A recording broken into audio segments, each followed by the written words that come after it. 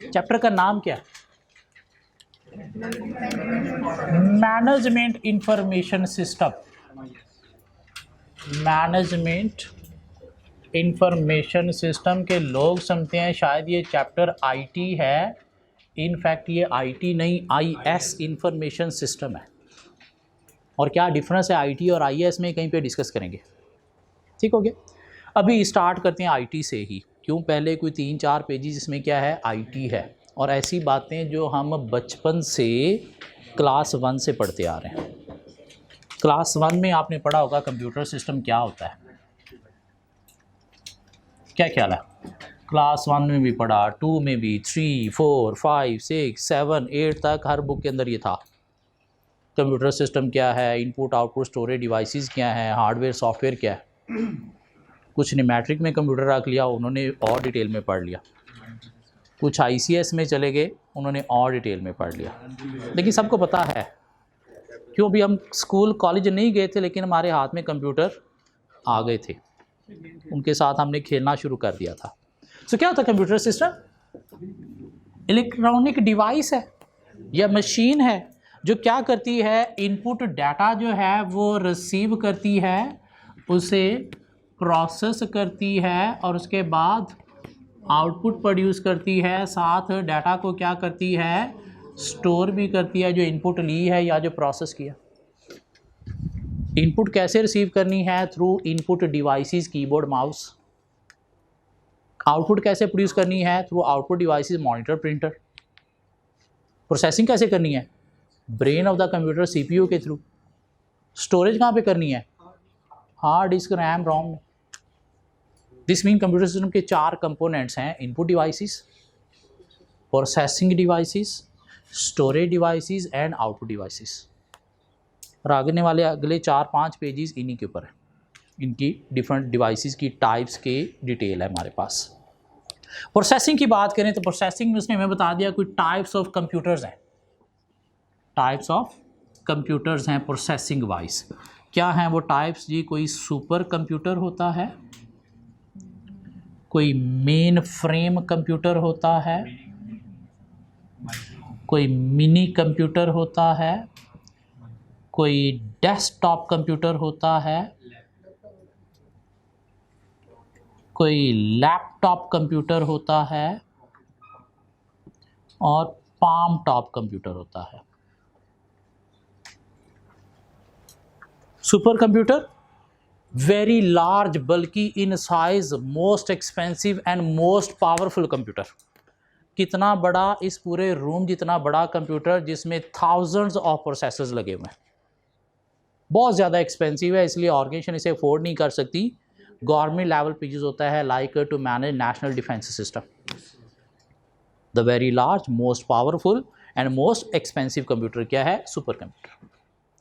उससे थोड़ा छोटा mainframe computer, again powerful, expensive. हाँ, सुपर से थोड़ा less powerful, less in size. कितना साइज में छोटा? आधे रूम जितना।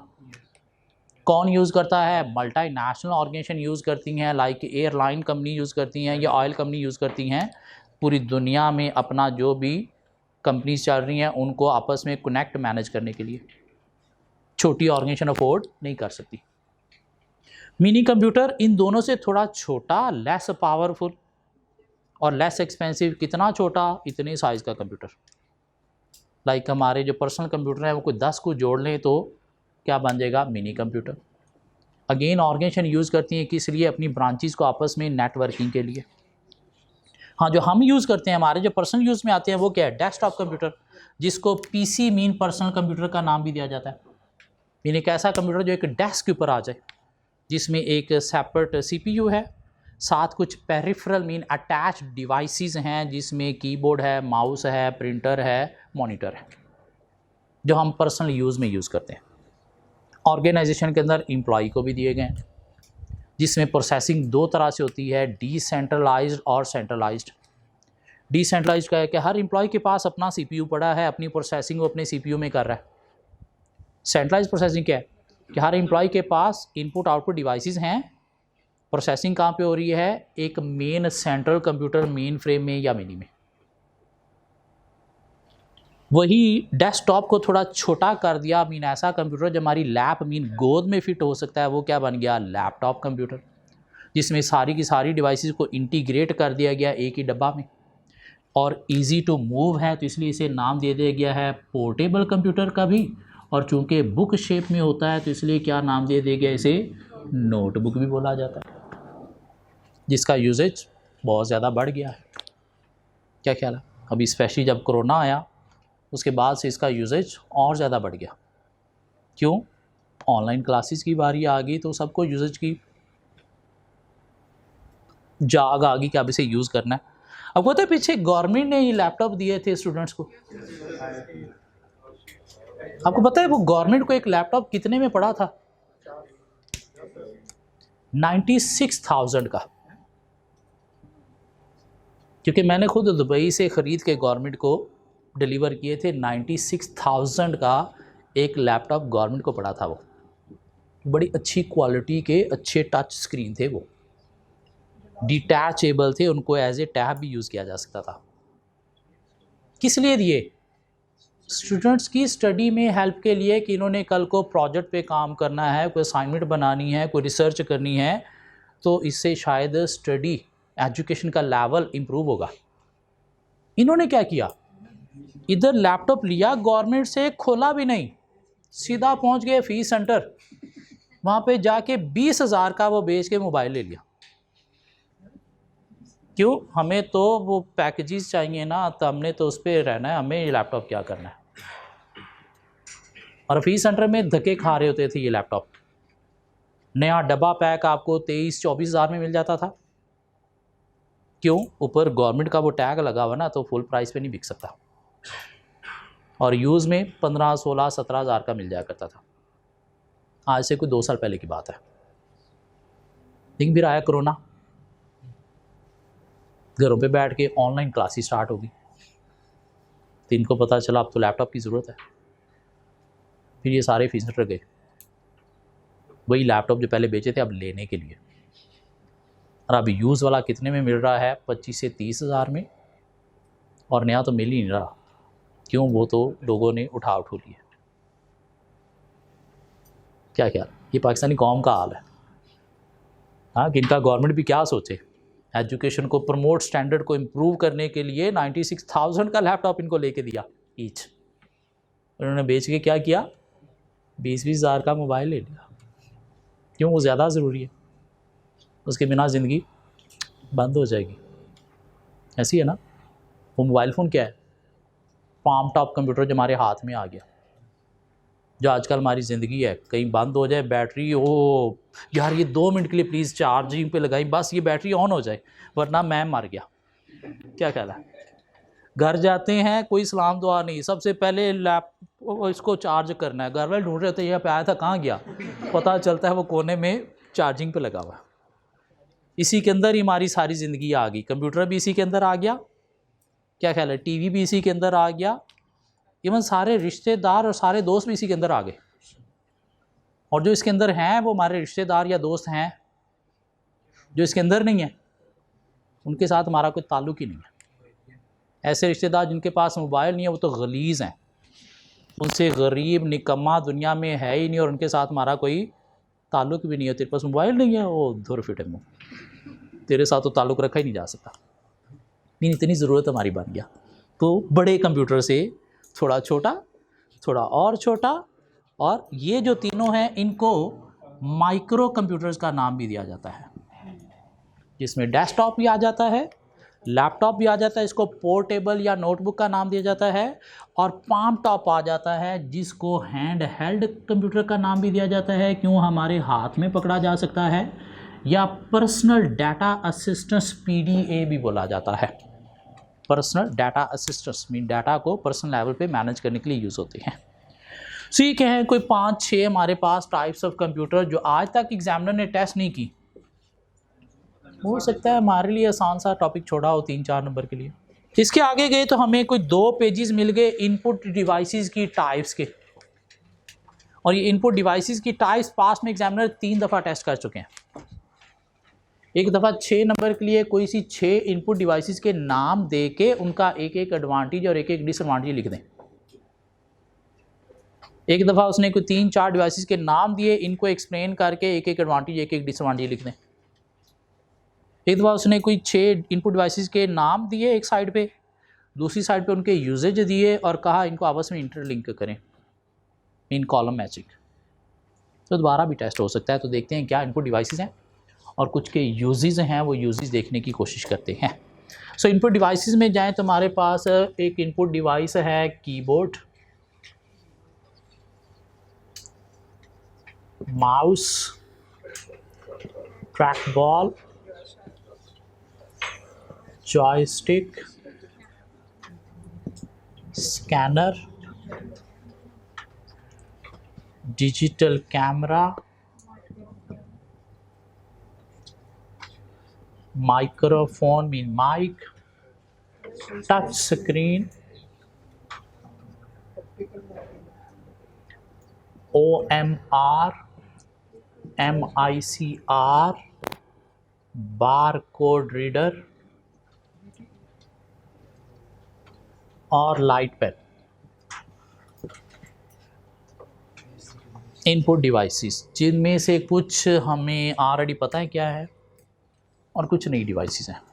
कीबोर्ड एक इनपुट डिवाइस है जिसमें हम कीज़ को प्रेस करके टेक्स्ट या सिंबल सिस्टम में एंटर करते हैं। क्या ख्याल है? हाँ, की को प्रेस करने के लिए किसी ह्यूमन ऑपरेटर की ज़रूरत है, जिसमें कीज़ के ऊपर अरेंजमेंट को कावर्टी अरेंजमेंट बोला जाता है, QWERTY। हाँ, डिफरेंट लैंग्वेज के अकॉर्डिंगली डिफरेंट अरेंजमेंट भी हो सकती है, डिफरेंट नेशन रीजन के अकॉर्डिंगली भी डिफरेंट अरेंजमेंट हो सकती है, और most commonly used input device है। माउस एक इनपुट डिवाइस है जिसमें हम क्या करते हैं, ग्रिप करके मूव करते हैं माउस को एक सरफेस पे, और स्क्रीन पे एक कर्सर या पॉइंटर मूव होता है। ऊपर कोई बटन भी हैं जिनको हम कमांड इंस्ट्रक्शन एंटर करने के लिए यूज़ करते हैं, लेफ़्ट क्लिक, राइट क्लिक। ऊपर एक स्क्रॉल भी है, क्या ख्याल है, व्हील है जिसके थ्रू हम स्क्रॉल करते हैं डॉक्यूमेंट्स के अंदर। पुराने ज़मानों में बॉल माउस यूज़ होते थे, लेकिन हम बॉल निकाल के खेलना शुरू कर देते थे तो माउस ज़ाया हो जाता था बॉल घूमने से। तो अब लेज़र लाइट वाले माउस आ गए हैं जो ज़्यादा फास्टर हैं as compare to ball mouse. Wire वाले भी हैं, बल्कि अब वायरलेस थ्रू ब्लूटूथ भी कनेक्ट हो जाते हैं। क्या ख्याल है? Track ball just like mouse है। डिफरेंस क्या है कि माउस में बॉल नीचे होता है, ट्रैक बॉल में बॉल ऊपर होता है। जिस बॉल को हम फिंगर या रिस्ट के साथ जो है वो मूव करते हैं, और बॉल को प्रेस करने से ही इंस्ट्रक्शन कमांड सिस्टम में एंटर होती है। मीन माउस को सरफेस पे मूव करना पड़ता है, मीन हमें एरिया चाहिए, जबकि ट्रैक बॉल जहाँ पे पड़ा है वहीं पे पड़ा है, हमें ज़्यादा एरिया नहीं चाहिए। बॉल को हम फिंगर से या रिस्ट से मूव करेंगे, कर्सर मूव होगा, उसी को प्रेस करने से क्या होगा, इंस्ट्रक्शन कमांड एंटर होगी।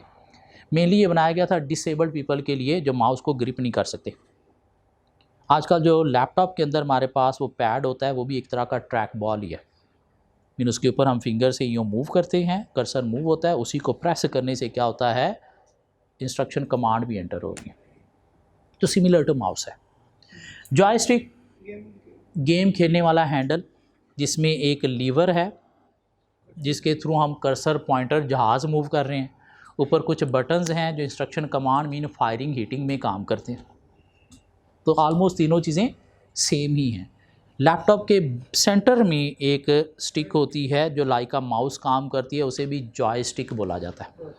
हाँ, उसका जो माउस होता है, माउस पैड, उसको ट्रैक बॉल पैड का नाम भी दिया जाता है।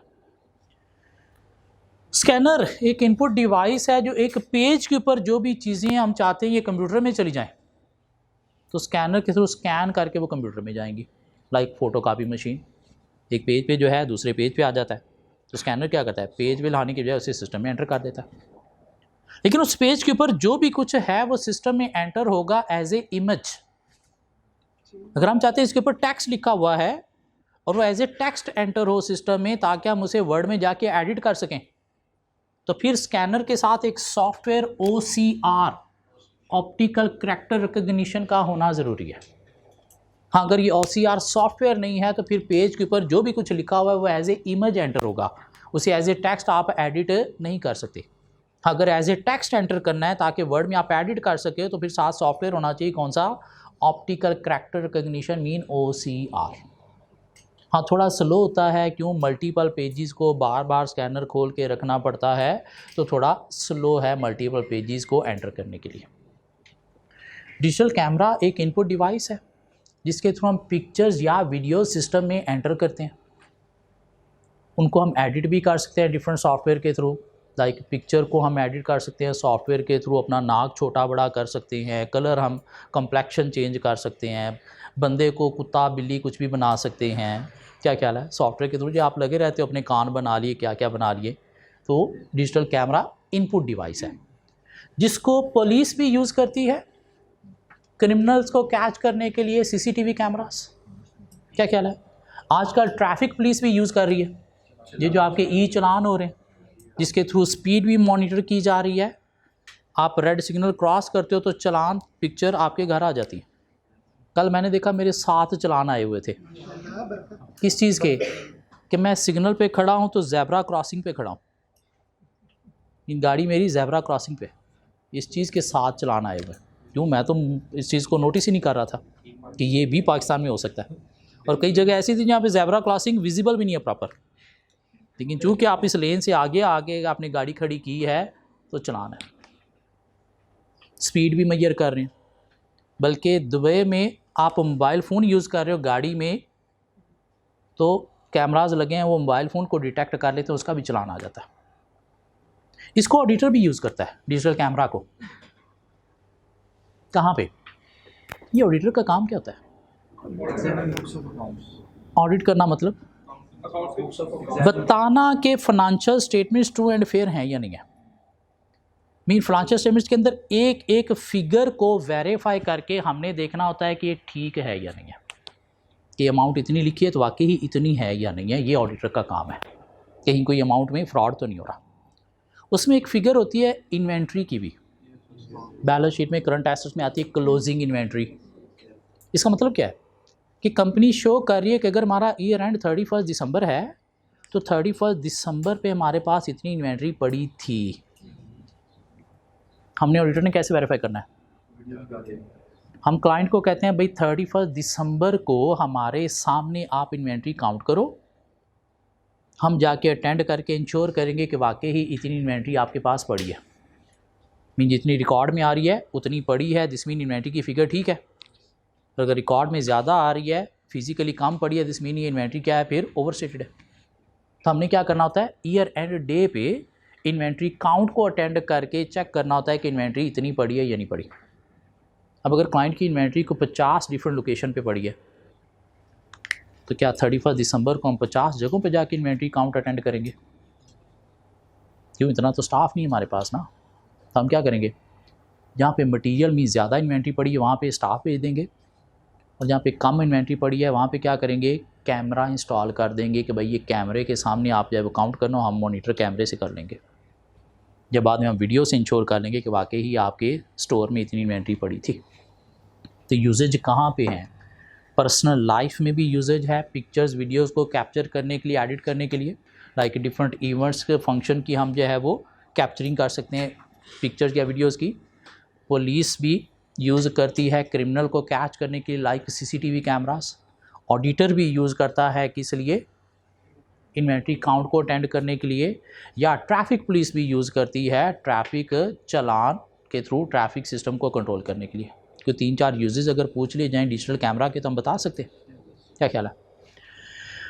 माइक्रोफोन एक इनपुट डिवाइस है जिसके थ्रू हम वॉइस डाटा सिस्टम में एंटर करते हैं, लेकिन वो वॉइस डाटा सिस्टम में एंटर तब होगा जब इसके साथ एक सॉफ्टवेयर यूज़ किया जाएगा, VDE, वॉइस डाटा एंट्री। अगर ये सॉफ्टवेयर नहीं है तो डाटा सिस्टम में एंटर नहीं होगा। आप बोलोगे शायद स्पीकर से आउटपुट तो चली जाएगी, लेकिन सिस्टम में एंटर नहीं होगा। हाँ, उसको आप सिस्टम में स्टोर भी कर सकते हो जो माइक से बोला जा रहा है, उसको बाद में एडिट भी कर सकते हो, लाइक आवाज़ को आप बारीक मोटा ये सिंगर जो करते हैं वो भी कर सकते हो। उसमें आप साथ वॉइस के साथ कोई म्यूज़िक भी अटैच कर सकते हो सॉफ्टवेयर के थ्रू, मीन एडिटिंग हो सकती है। वॉइस डाटा एंट्री आजकल हमारे मोबाइल फ़ोन में भी आ गया सॉफ्टवेयर ये VDE के बजाय इसके कि आप फ़ोन में जाओ, कॉन्टैक्ट्स में जाओ, घर का नंबर ढूंढो और फिर उसको प्रेस करो, आप सिंपली कहते हो डायल होम, कॉल होम, तो घर के नंबर पे फ़ोन कॉल मिला देता है। ये एंड्रॉयड में कोई गूगल असिस्टेंट के नाम से है, हाँ, और आईफोन में भी कोई सीरी के नाम से है। VDE सॉफ्टवेयर यूज़ होगा तो वो माइक के थ्रू इंस्ट्रक्शन जो है वो सिस्टम में एंटर होंगी। और ये वो इनपुट डिवाइसेस थी जो हमें ऑलरेडी पता है। सिर्फ ये एक बात नहीं आई साथ, इधर ये एक बात नहीं आई, या साइड ट्रैक बॉल एक नई चीज़ हमें पता चली होगी कि ये क्या है। टच स्क्रीन एक इनपुट डिवाइस है, मोबाइल की टच स्क्रीन जो एज ए आउटपुट भी काम कर रही है, और हम क्या कर रहे हैं, टेक्स्ट टाइप भी कर रहे हैं कैसे, स्क्रीन को टच करने से।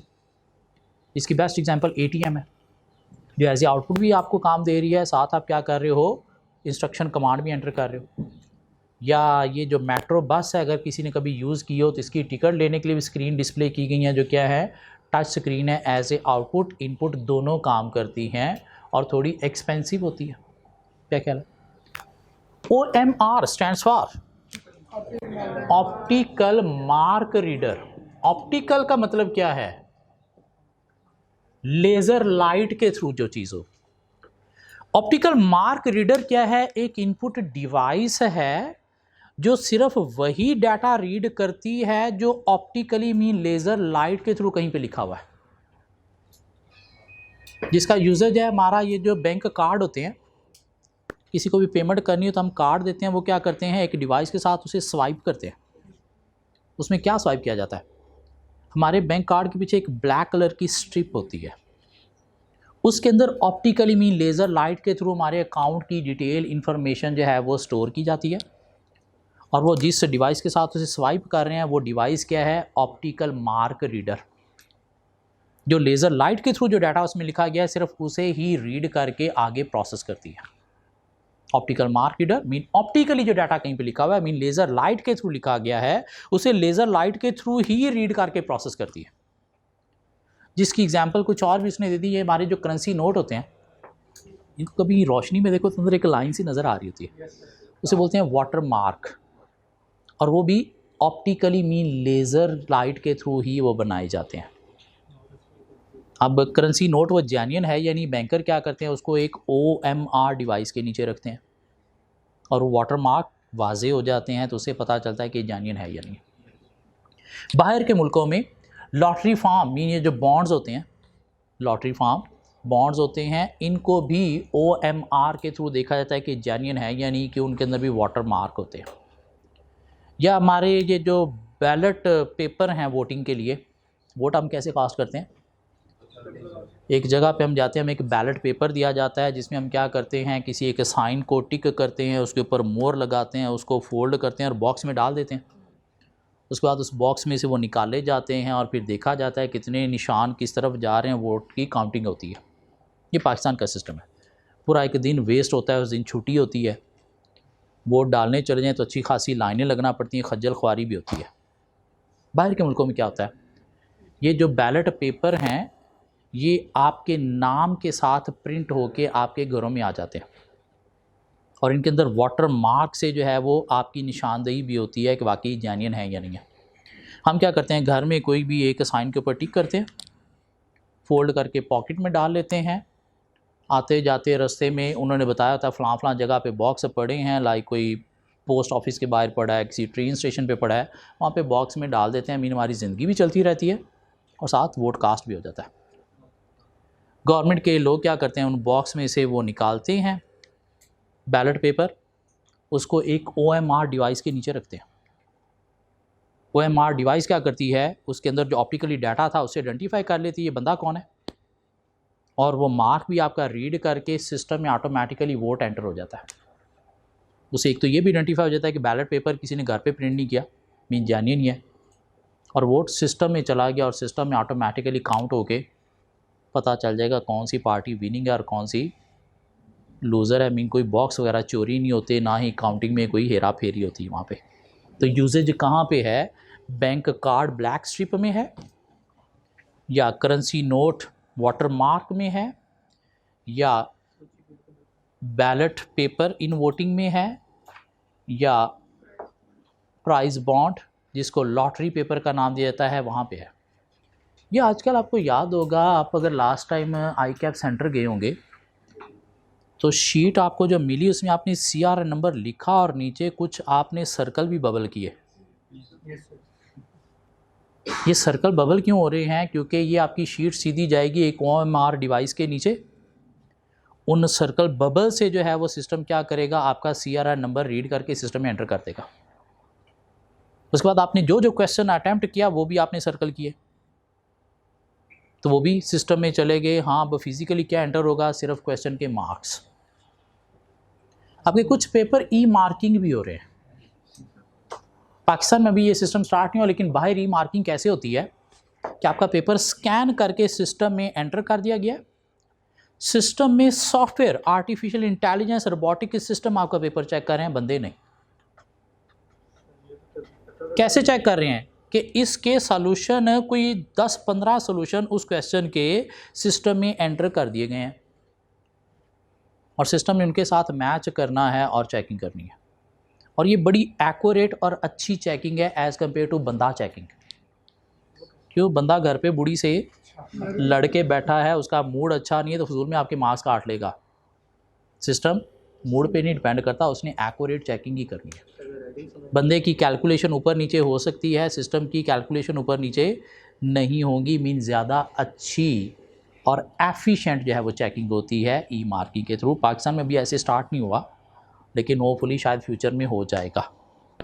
सो यूजेज कहाँ पे? OMR के एग्जामिनेशन आंसर शीट में यूजेज है, बैंक कार्ड ब्लैक स्ट्रिप में यूजेज है, बैलेट पेपर इन वोटिंग में यूजेज है, currency note water mark identify करने में यूजेज है, या फिर लॉटरी फॉर्म को आइडेंटिफाई करने में यूजेज है। कोई 2-3 यूजेज हम बता सकते हैं इसके। डिजिटल कैमरा के यूजेज भी बता सकते हैं।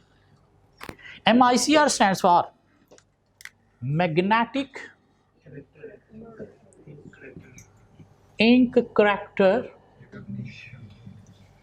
Recognition. Magnetic ink character recognition क्या है? एक डिवाइस है इनपुट जो सिस्टम में वो डाटा रीड करके एंटर करती है जो मैग्नेटिक इंक से कहीं पे लिखा हुआ है। मीन किसी पेज पे मैग्नेटिक इंक से कोई डाटा लिखा हुआ है तो उसे रीड करके सिस्टम में एंटर करना है, तो उसके लिए डिवाइस जो यूज़ होगी वो क्या है? Magnetic ink character reader. जिसका यूजेज कहाँ पे है? हमारा ये जो बैंक चेक होते हैं, चेक के नीचे अगर कभी इत्तेफाक हो तो देखना कुछ ब्लैक कलर के जो है वो कोड से लिखे होते हैं। वो बेसिकली लिखे होते हैं मैग्नेटिक इंक से। हम चेक लेके जाते हैं कैशियर के पास, बजाय इसके कि कैशियर देखे ये अकाउंट नंबर क्या है, सिस्टम में अकाउंट नंबर एंटर करे, उस बंदे का अकाउंट खुले, फिर जाके उसमें से अमाउंट माइनस करके आपको पेमेंट करे। कैशियर क्या करता है? सिंपली वो चेक को MICR के नीचे रखता है। MICR वो मैग्नेटिक इंक को रीड करके सिस्टम में ऑटोमेटिकली इस बंदे का अकाउंट खोल के देता है। अब कैशियर ने क्या करना है? सिर्फ वहाँ से अमाउंट माइनस करनी है और आपको पेमेंट करनी है। तो OMR वो डाटा रीड करती है और सिस्टम में एंटर करती है जो ऑप्टिकली कहीं पे लिखा हुआ है, मीन लेज़र लाइट के थ्रू, और MICR वो डाटा रीड करके सिस्टम में एंटर प्रोसेस करेगी जो मैग्नेटिक इंक से कहीं पे लिखा हुआ है, लाइक बैंक चेक। बार कोड रीडर क्या है? एक इनपुट डिवाइस है जो क्या करती है, ये जो बार कोड है प्रोडक्ट के नीचे, इसे रीड करके सिस्टम में एंटर करती है और सिस्टम में ये कोड किस प्रोडक्ट का है, इसकी कितनी प्राइस है, वो पहले से डिफाइंड होती है और सिस्टम क्या करता है? उसके अकॉर्डिंगली ट्रांजैक्शन परफॉर्म करता है। ये कोड को रीड करने वाली जो डिवाइसेस हैं वो क्या है? बार कोड रीडर। बार कोड क्या है? Vertical thick and thin black white lines और नीचे कुछ नंबर होता है। ये बार कोड अब चेंज हो गया है किसके साथ? QR कोड के साथ। QR stands for quick response code. Quick response code क्या है? यूं एक बॉक्स जो है उसके अंदर यूं इस तरह से कुछ कोड है, बजाय इसके को वर्टिकल लाइनों में कोड हो, नहीं बॉक्स में कोड है। और ये QR code quickly mean fast to read है as compare to bar code reader. और आजकल ये बार कोड एक्सचेंज हो रहे हैं किसके साथ? QR के साथ। आजकल डिफरेंट लोगों ने अपना जो विजिटिंग कार्ड होता है उसके ऊपर भी ये QR कोड दिया होता है। मोबाइल से आप स्कैन करो तो मोबाइल के अंदर उस बंदे की प्रोफाइल मीन सारा डाटा जो है वो आपके पास आ जाएगा। ये भी अगर आपको कभी ये कोरोना के दिनों में हार्डीज़ जाने का इत्तेफाक हुआ हो तो अब वो अंदर आपको ऑर्डर देने के लिए काउंटर पे नहीं जाने देते, उन्होंने बाहर जो है वो QR कोड डिस्प्ले किए हुए हैं कि आप मोबाइल से इसको स्कैन करो तो आपके मोबाइल में मेन्यू आ जाएगा और वहाँ से आप ऑर्डर करो। QR कोड बार कोड की तरह ही हैं लेकिन फास्ट टू रीड है। हम आजकल डिफरेंट स्टोर्स में जाते हैं, कोई भी चीज़ हमने बाय करनी हो तो शेल्फ से हम चीज़ें एक बास्केट में रखते हैं और फिर बास्केट लेके हम एक काउंटर पे जाते हैं। उस काउंटर पे कोई एक बंदा या बीबी खड़ी है हमारी हेल्प के लिए और वो क्या करते हैं, सारी की सारी प्रोडक्ट स्कैन करते हैं किसके थ्रू, बार कोड रीडर के थ्रू। उनके पास एक कंप्यूटर सिस्टम भी है जिसके अंदर सारी चीज़ें एंटर हो रही हैं, एक प्रिंटर भी है जिसके थ्रू बिल प्रिंट होता है, एक कैश मशीन भी है, एक कार्ड रीडर भी है, मीन अगर आप कार्ड के थ्रू पेमेंट कर रहे हो। ये जो पूरा सिस्टम है जिसमें बार कोड रीडर भी है, बैंक कार्ड रीडर भी है, कैश मशीन भी है, कंप्यूटर सिस्टम भी है, इस पूरे सिस्टम को नाम दिया जाता है EPOS का। Stands for electronic point of sale, stands for electronic point of sale. Mean वो पूरा सिस्टम जिसमें कंप्यूटर भी है, कार्ड रीडर भी है, बार कोड रीडर भी है, प्रिंटर भी है, ये सारा सिस्टम क्या नाम दिया जाता है इसे, EPOS का। इस EPOS के कुछ फ़ायदे हैं, इंस्टेंट ट्रांजैक्शन परफॉर्म करने में हेल्प देता है, इंस्टेंट बिलिंग में हेल्प देता है, क्यों, बिल आपको हाथ से बनाना नहीं पड़ते, सिस्टम प्रोड्यूस करके देता है।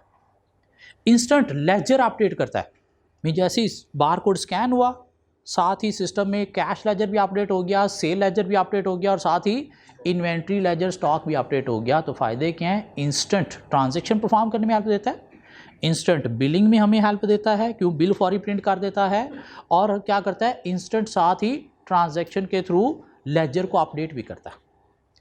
हेल्प देता है हमें पेमेंट थ्रू कैश में भी, कैश नहीं है तो कार्ड के थ्रू भी पेमेंट कर सकते हैं। बल्कि आप इतने एडवांस हो गए हैं कि अगर आपके पास कार्ड नहीं है तो मोबाइल तो आपके पास है ना, उसके बिना तो आप कहीं नहीं जाते, ज़िंदगी में बंद हो जाएगी ना, चलना फिरना आप भूल जाओगे। तो मोबाइल के थ्रू भी आप पेमेंट कर सकते हो। कैसे, मोबाइल में एक एप्लीकेशन आपने डाउनलोड करनी है, उसमें अपना बैंक कार्ड की डिटेल आपने अटैच कर देनी है और पेमेंट करते वक्त आपने क्या करना है, उस EPOS सिस्टम के साथ अपना मोबाइल ब्लूटूथ के थ्रू कनेक्ट करना है।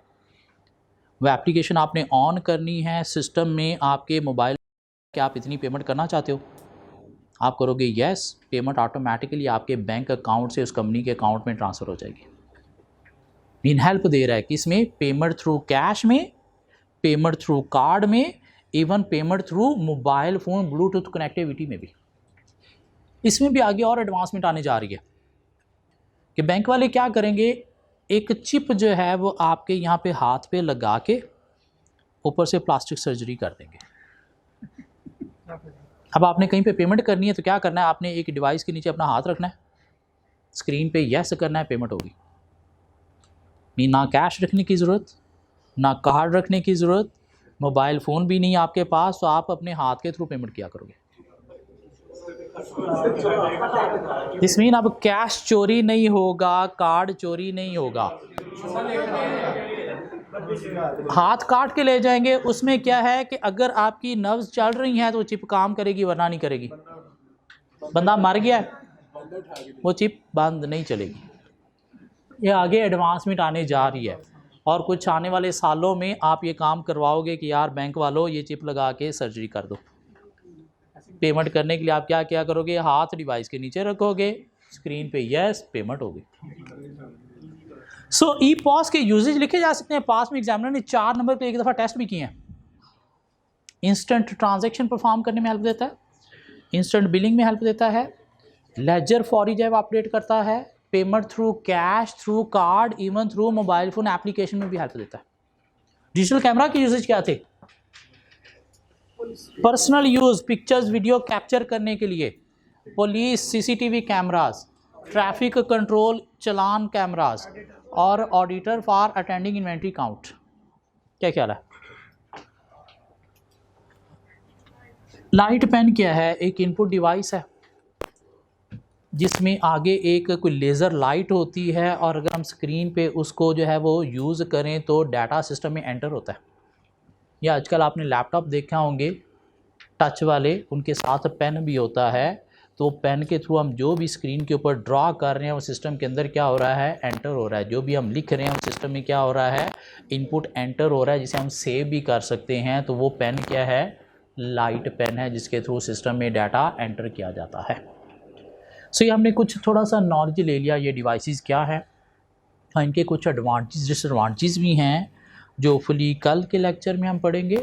क्यों यूज़ होती हैं आउटपुट डिवाइसेस? प्रोसेस डाटा को कंप्यूटर से निकालने के लिए, to take output of process data from the system, क्या यूज़ होती हैं आउटपुट डिवाइसेस। क्या हो सकती हैं, मॉनिटर एक आउटपुट डिवाइस है, प्रिंटर एक आउटपुट डिवाइस है, स्पीकर एक आउटपुट डिवाइस है, हेडफोन एक आउटपुट डिवाइस है, प्रोजेक्टर एक आउटपुट डिवाइस है, या वो कहता है कुछ मेमोरी डिवाइसेस लाइक यूएसबी भी आउटपुट के तौर पर काम करती है। क्यों, इसके थ्रू हम कंप्यूटर से कोई चीज़ निकाल रहे हैं, इनपुट भी है आउटपुट भी है। मॉनिटर एक स्क्रीन है जिसके ऊपर टेम्परेरी आउटपुट जो है वो डिस्प्ले होती है। तब तक आउटपुट है जब तक बिजली ऑन है, बिजली का स्विच ऑफ हो गया तो आउटपुट गायब। तो इसलिए अगर आपने परमानेंट आउटपुट लेनी है तो किसके थ्रू लोगे, प्रिंटर के थ्रू। क्यों, हार्ड कॉपी पेज के ऊपर आउटपुट आती है जिसे आप परमानेंट रिकॉर्ड में भी रख सकते हो। क्या ख्याल है? पुराने ज़मानों में CRT मॉनिटर यूज़ होते थे। CRT stands for cathode ray tube monitor, बल्कि मॉनिटर पीछे उनके कोई ट्यूब होती थी जिसके थ्रू स्क्रीन के ऊपर जो है वो इमेज डिस्प्ले होता था। जो अब टेक्नोलॉजी एडवांस के साथ साथ रिप्लेस हो गए हैं with LCD liquid crystal display monitor, या बल्कि और ज़्यादा अच्छे आ गए हैं LED, and LED stands for light emitted diodes, light emitted diodes. तो इनके एब्रीवेशन भी एग्जामिनर MCQs वगैरह में पूछ सकते हैं। CRT cathode ray tube, LCD liquid crystal display, LED light emitted diode, OMR optical mark reader, MICR magnetic ink character recognition, VDE voice data entry. क्या ख्याल है? प्रिंटर एक आउटपुट डिवाइस है जो हार्ड कॉपी आउटपुट प्रोड्यूस करती है on a page, जिसको permanent record में भी रखा जा सकता है। दो टाइप के होते हैं प्रिंटर, इम्पैक्ट और non impact.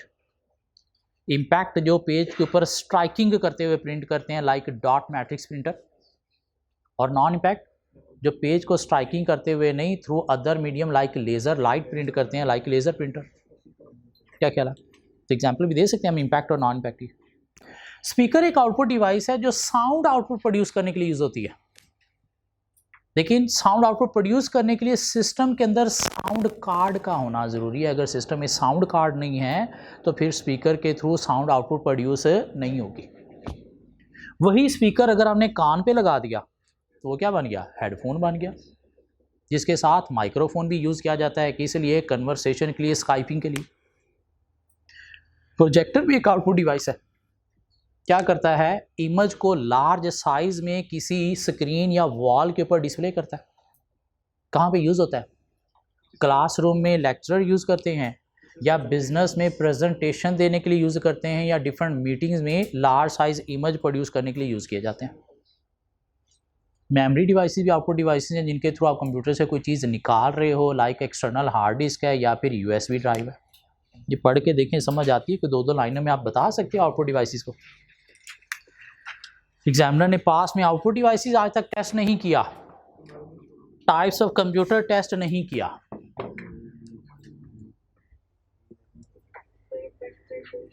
Impact means striking के थ्रू प्रिंटिंग होती है, डॉट मैट्रिक्स प्रिंटर, और नॉन इम्पैक्ट जिसमें विदाउट स्ट्राइकिंग ऑन पेज जो है वो आउटपुट प्रोड्यूस होती है like laser printer. Mean laser light के थ्रू वो प्रिंटिंग करता है, मीन पेज के ऊपर कोई चीज़ स्ट्रक नहीं हो रही, जबकि डॉट मैट्रिक्स पेज के ऊपर टक टक टक टक टक टक डॉट्स स्ट्रक करके प्रिंटिंग करता है। तो वो क्या हुआ, इम्पैक्ट।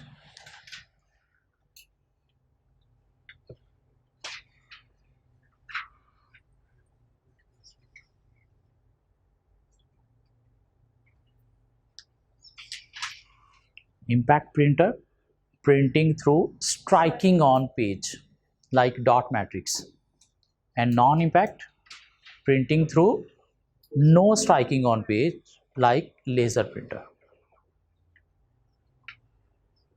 ठीक, दो दो लाइनों में हम ये आउटपुट डिवाइसेस को बता सकते हैं, ज़रूरी नहीं यही वर्डिंग लिखी जाए, शायद आप इससे ज़्यादा लिख लोगे। क्या ख्याल है? क्लास 1 से पढ़ते आ रही हैं ये चीज़ें, तो क्लास 1 to 8, फिर कुछ ने मैट्रिक में भी पढ़ी, फिर कुछ ने ICS रख लिया तो वहाँ पे भी पढ़ी, नहीं पढ़ी तो हमने IT का एक पेपर आपको AFC में दे दिया, वहाँ पे पढ़ी। BC में एक चैप्टर फिर दे दिया, अगर IT चलो एग्जाम्ट भी आपने किसी तरह से कर ली जो कि होनी नहीं चाहिए थी, तो BC में एक चैप्टर फिर आपको दे दिया। कुछ स्टोरेज डिवाइसेस भी हैं हमारे पास।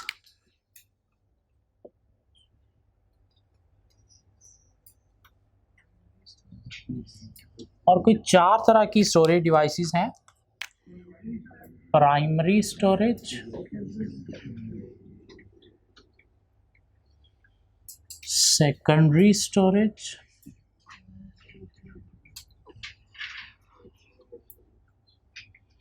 जिनको दोनों को डिफरेंशिएट करना भी हमें आना चाहिए, ऑफलाइन स्टोरेज, और जो औखी है टर्शरी स्टोरेज।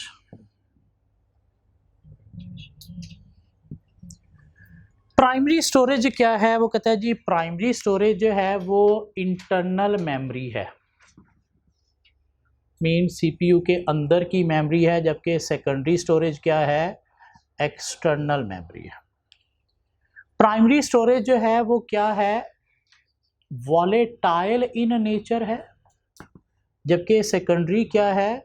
नॉन वॉलेटाइल है। इसका मतलब क्या है अभी देखते हैं।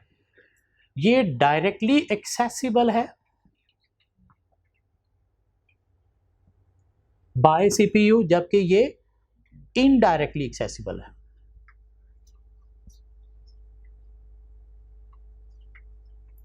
ये फास्ट है as compare to secondary storage, जबकि सेकेंडरी स्टोरेज स्लो है as compare to primary storage. क्यों? देखते हैं। आजकल हम मोबाइल लेते हैं, देखते हैं जी मेमोरी कितनी है, वो कहते हैं जी 16 GB इसकी मेमोरी है, साथ 4 GB रैम भी है, साथ आप एक्सटर्नल कार्ड भी इंसर्ट कर सकते हो। वो जो एक्सटर्नल कार्ड है वो क्या है? Secondary storage, mean hard disk. ठीक हो गया। और वो जो रैम है मेनली वो क्या है? Primary storage. रैम क्या है? एक ऐसी मेमोरी है जिसमें वो डाटा स्टोर किया जाता है जो अभी प्रोसेसर क्या कर रहा है? प्रोसेस कर रहा है।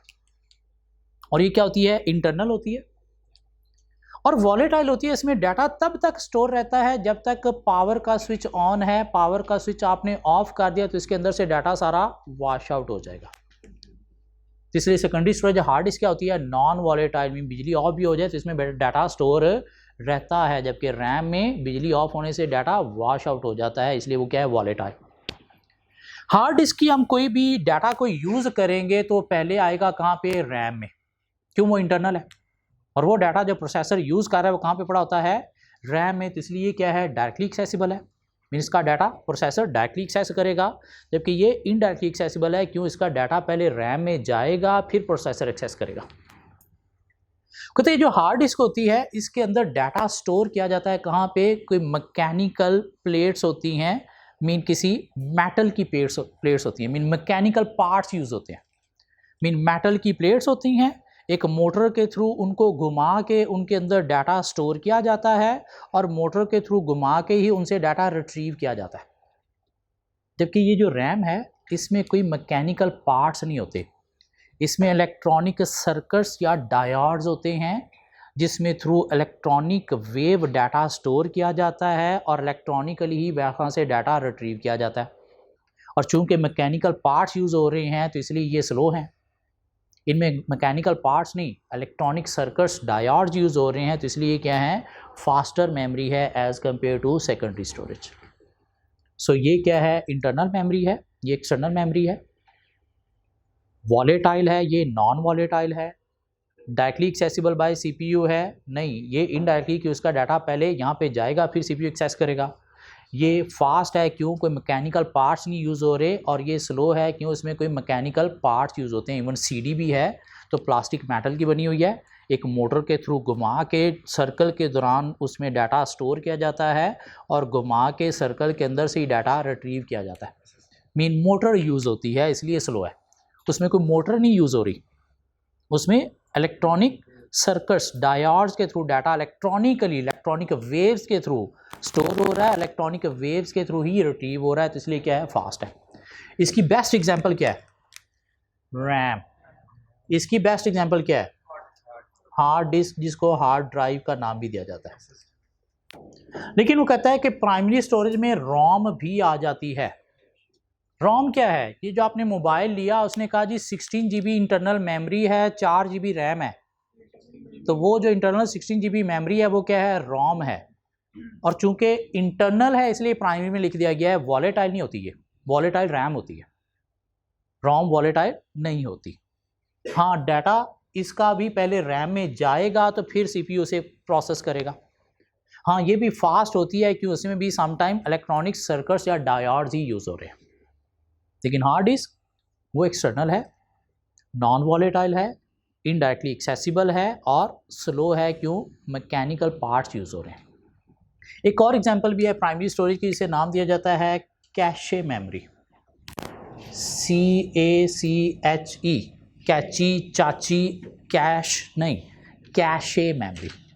कैशे मेमोरी क्या है, सबसे फास्टेस्ट मेमोरी है और ये प्रोसेसर का पार्ट होती है, लेकिन चूंकि साइज में बहुत स्मॉलर होती है तो इसलिए प्रोसेसर जो है वो सपोर्ट लेता है कहाँ से, रैम से। मीन हार्ड डिस्क में कोई फोल्डर पड़ा था जो आपने यूज़ करना है, उस फोल्डर को जब हमने ओपन किया तो वो चला गया कहाँ पे, रैम में। उसमें से जो फाइल अभी हम एक्सेस कर रहे हैं, प्रोसेस कर रहे हैं, वो कहाँ पे होगी, कैशे मेमोरी में। हमने नेक्स्ट फाइल को क्लिक किया तो पहले वाली वापस रैम में आ गई, अब ये नेक्स्ट वाली कहाँ पे आ गई, कैशे मेमोरी में। मीन जो चीज़ अभी प्रोसेस हो रही है वो कहाँ पे है, कैशे मेमोरी में। लेकिन चूंकि इसका साइज स्मॉलर होता है तो फिर प्रोसेसर को सपोर्ट देने के लिए साथ एक और मेमोरी यूज़ की जा रही है, वो कौन सी है, रैम। सबसे फास्टेस्ट मेमोरी कौन सी है, कैशे मेमोरी। प्राइमरी स्टोरेज की एग्जांपल क्या है, रैम, रोम और कैशे मेमोरी। और सेकेंडरी स्टोरेज में क्या आ गई, हार्ड डिस्क भी आ गई, CD DVD भी आ गई, जिसकी हाईएस्ट अच्छी क्वालिटी को ब्लू रे ड्राइव भी बोला जाता है। पुराने ज़मानों में हम कैसेट यूज़ करते थे, ऑडियो वीडियो, जिसमें एक प्लास्टिक टेप के ऊपर मैग्नेटिक कोट होता था और उसमें डाटा स्टोर किया जाता था, उसे मैग्नेटिक टेप बोलते हैं। या आजकल हम क्लाउड ड्राइव यूज़ करते हैं, ये भी क्या है, सेकेंडरी स्टोरेज। USB, जिसे की या फ्लैश मेमोरी का नाम भी दिया जाता है, ये भी क्या है, सेकेंडरी स्टोरेज। आइए पहले ये दो पढ़ते हैं फिर आगे देखेंगे क्या है। So primary storage, internal memory, internal temporary store directly accessible by the CPU that allows it to process data. Volatile by nature as it is erased when power is turned off. RAM की बात हो रही है। Much smaller than secondary or tertiary storage but much quicker to access as it has no mechanical parts. क्यों, electronic circuits, diodes की सूरत में data store होता है। Example include RAM and ROM plus the CPU's cache memory, temporary store of instruction repeatedly required to run program, typically up to 2 megabytes in size, तो इसलिए support के लिए साथ extra memory RAM use होती है। Secondary storage क्या है, external memory, it is not directly accessible by the CPU, located further from the CPU than primary storage. क्यों, इंटरनल नहीं, एक्सटर्नल है। It takes longer to access, क्यों, इसका data पहले रैम में जाएगा फिर CPU एक्सेस करेगा। However, is much larger than primary storage, लेकिन large memory mean permanent record के लिए, डाटा स्टोर करने के लिए यूज़ होती है। It is use for data not currently being processed but which may need to be accessed at a later stage. For example, the operating system documents, music, files and emails. Non volatile as data remains intact, intact का मतलब है रहेगा, मौजूद रहेगा, when powered is off, mean data remain रहेगा, intact रहेगा, कहाँ पे, मेमोरी के अंदर, जब पावर स्विच ऑफ होगा। A computer largest secondary storage location is typically it's a hard disk drive, also called hard drive, the capacity of which would typically fall between 40 GB to 2 TB। Other example include flash memory mean USB drive, जिसको की भी बोला जाता है। Floppy disk पुराने ज़मानों में use होती थी। CD DVD, जिसकी हाईएस्ट क्वालिटी CD को ब्लू रे ड्राइव का नाम दिया जाता है। Magnetic tape, audio video cassette जो पुराने ज़मानों में आपके बाप दादा यूज़ किया करते थे, और क्लाउड ड्राइव जो आजकल हम भी यूज़ करते हैं, लाइक गूगल ड्राइव, जहाँ पे हम डाटा कहीं किसी जगह पे स्टोर करते हैं, कहाँ पे नहीं पता, लेकिन कहीं पे स्टोर है जहाँ से हमें मिलता भी है। सो ये दो कवर होती हैं। कुछ 4 पॉइंट में हम इनको डिफ्रेंशिएट कर सकते हैं। इंटरनल है नहीं, एक्सटर्नल है, वॉलेटाइल है नहीं, नॉन वॉलेटाइल है, डायरेक्टली एक्सेसिबल नहीं, indirectly accessible, fast, slow. Example ये हैं और एग्जाम्पल ये हैं, 5 पॉइंट में डिफ्रेंशिएट हो गया। अब चलेंगे ऑफलाइन स्टोरेज क्या है।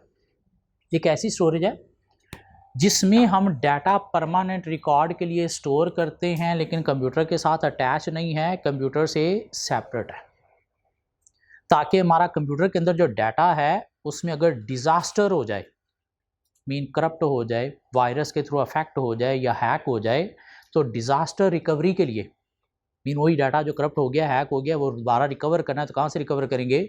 अपनी ऑफलाइन स्टोरेज से। मीन डिज़ास्टर रिकवरी में ये हेल्प देते हैं, या डाटा को परमानेंटली रिकॉर्ड में सेव रखने में हमें क्या करते हैं? हेल्प देते हैं। मीन एक हार्ड डिस्क हमारे कंप्यूटर के साथ है, वो क्या है? Online.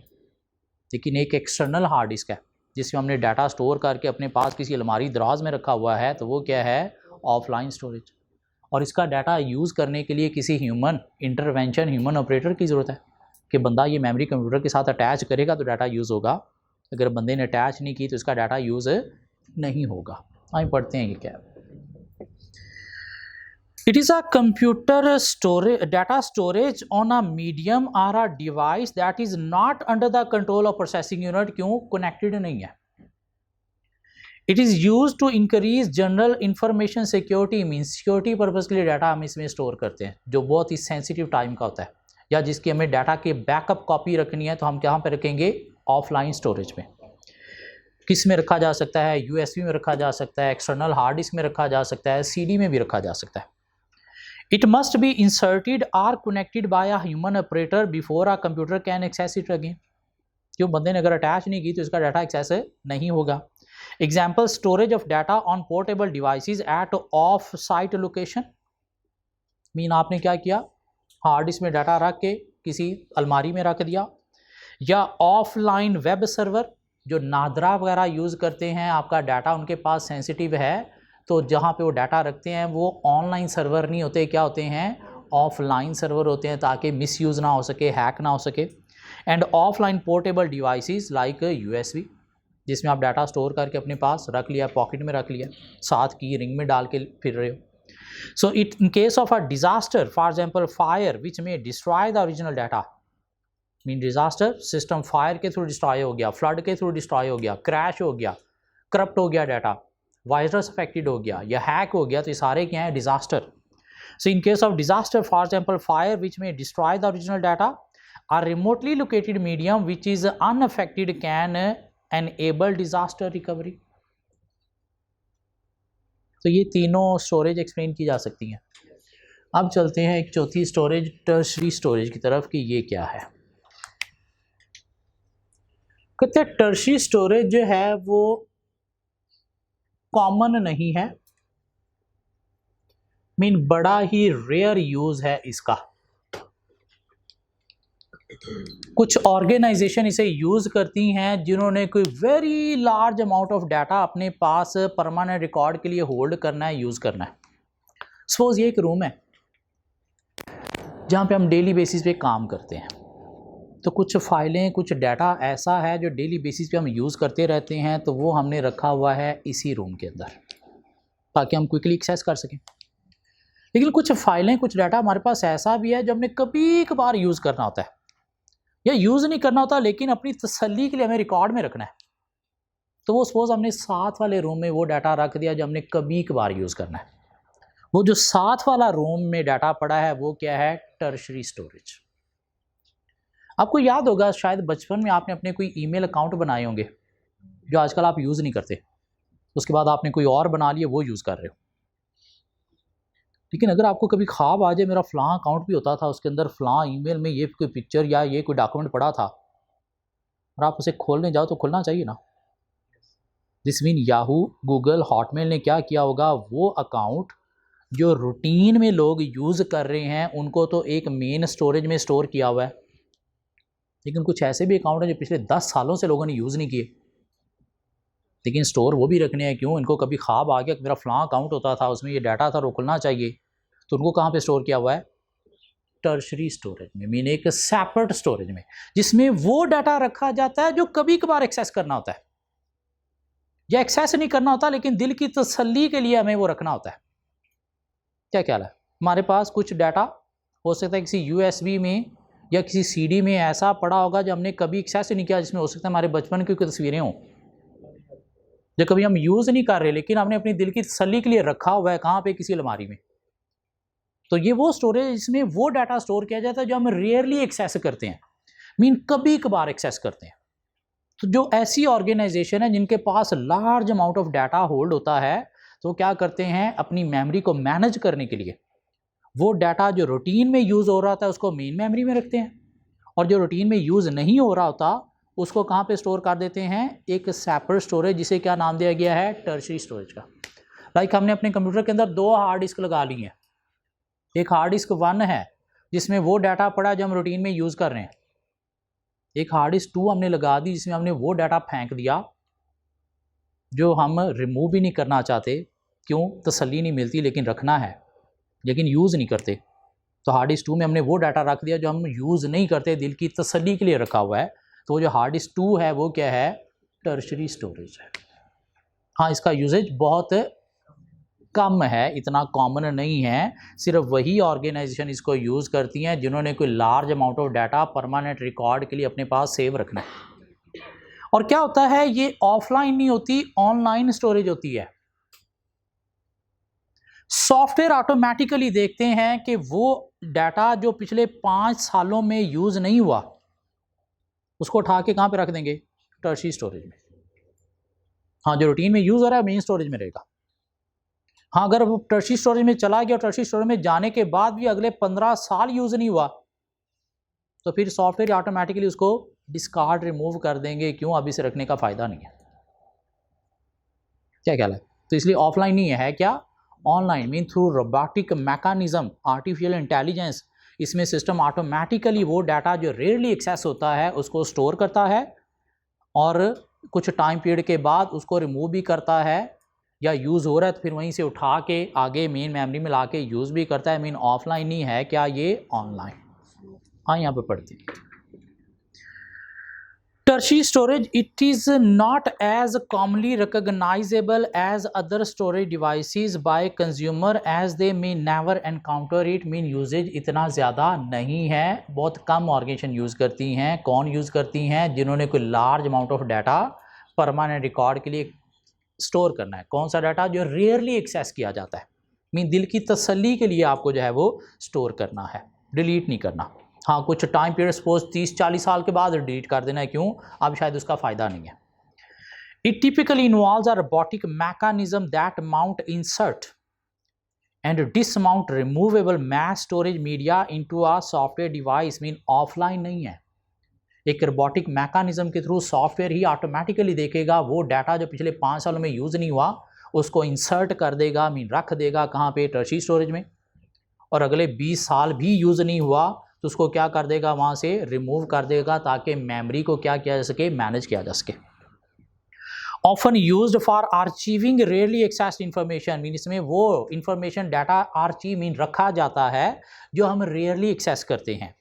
As it is much slower than secondary storage, और सेकेंडरी स्टोरेज से स्लोअर भी है। क्यों? इसका डाटा पहले सेकेंडरी स्टोरेज में आएगा, फिर प्राइमरी स्टोरेज में आएगा, फिर जाके यूज़ होगा। So primarily useful for extremely large data store accessed without human operator, mean वहाँ पे यूज़ होता है जहाँ पे कोई लार्ज अमाउंट ऑफ डाटा आपने अपने पास स्टोर करना है परमानेंट रिकॉर्ड के लिए।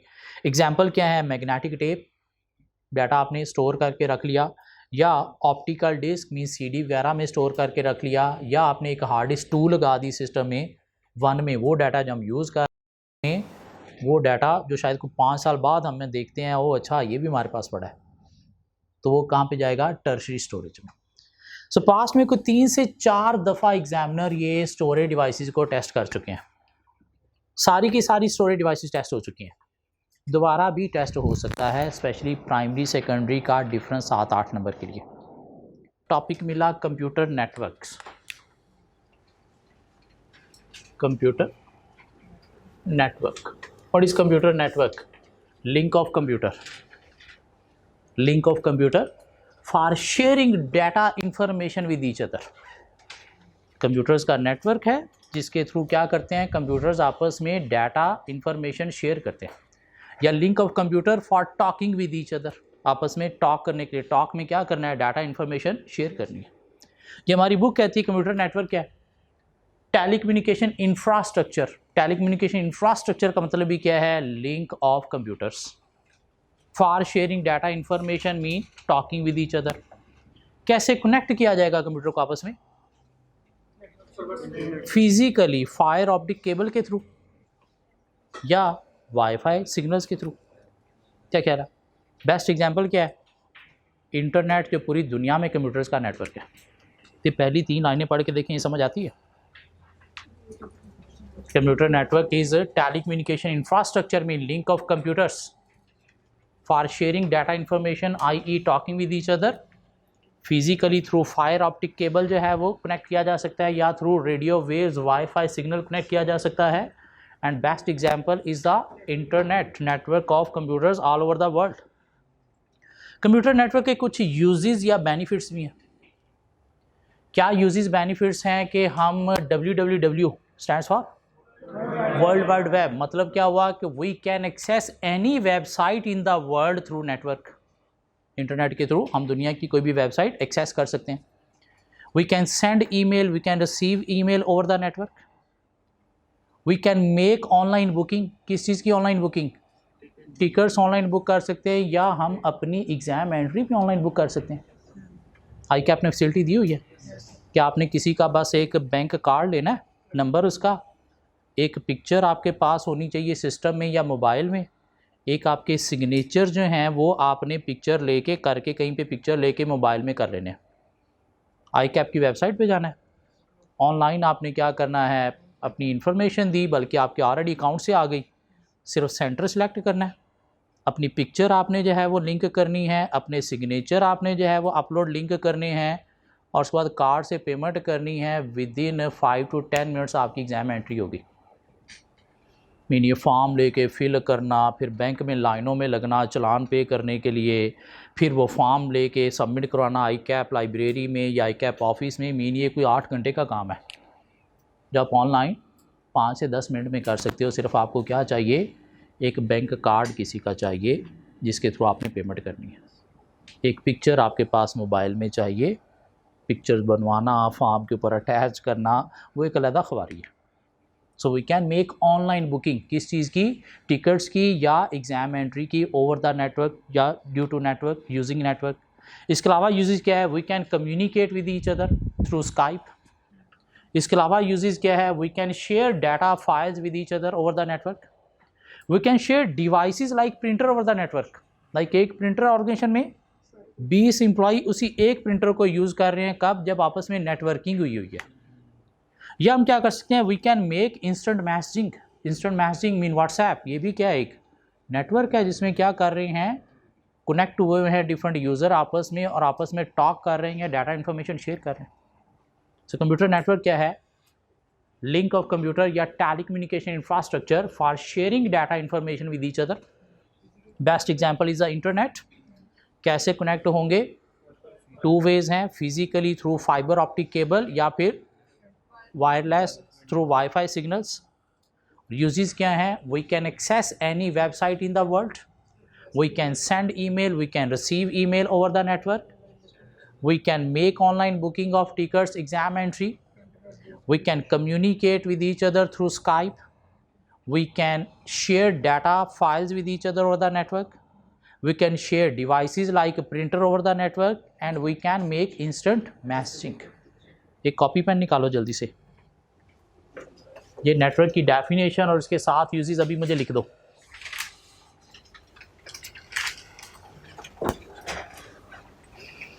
ऑनलाइन वालों आप भी शक्ल नहीं देखो, कॉपी पेन निकाल के इसे लिख दो। With in 3 to 4 minutes, with in 3 to 4 minutes लिखना है ये अभी, एक लाइन की डेफिनेशन और ये uses.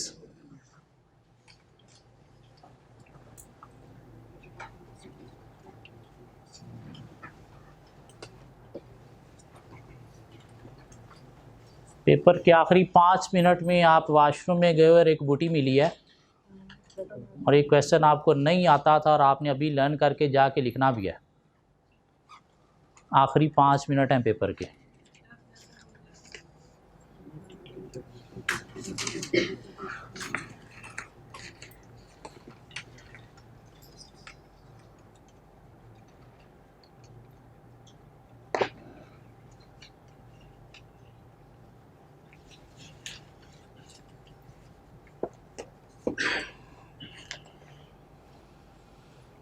Computer network is the telecommunication infrastructure for sharing data, information or talking with each other. और उसके बाद uses आगे, we can access any website in the world through network. We can send email, receive email through network. We can make online booking of tickets and exam entry. We can communicate with others through Skype. We can share data and files with each other over the network. We can share devices like printer over the network. And we can make instant messaging over the network. WhatsApp.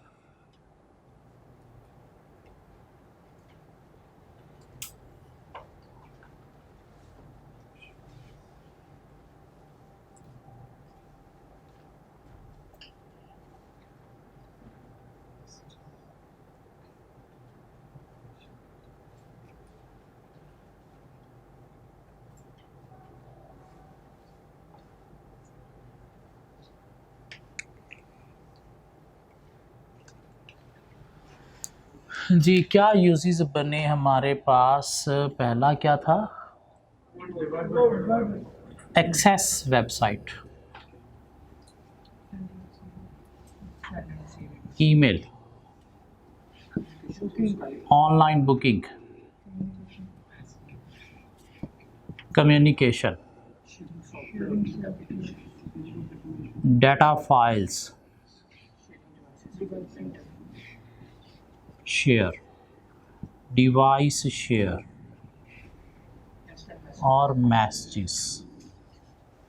7-8 usages बन गए और ऊपर एक line की definition is a telecommunication infrastructure for sharing data information और talking with each other. Best example is internet. 2 way के through network बनता है। कैसे?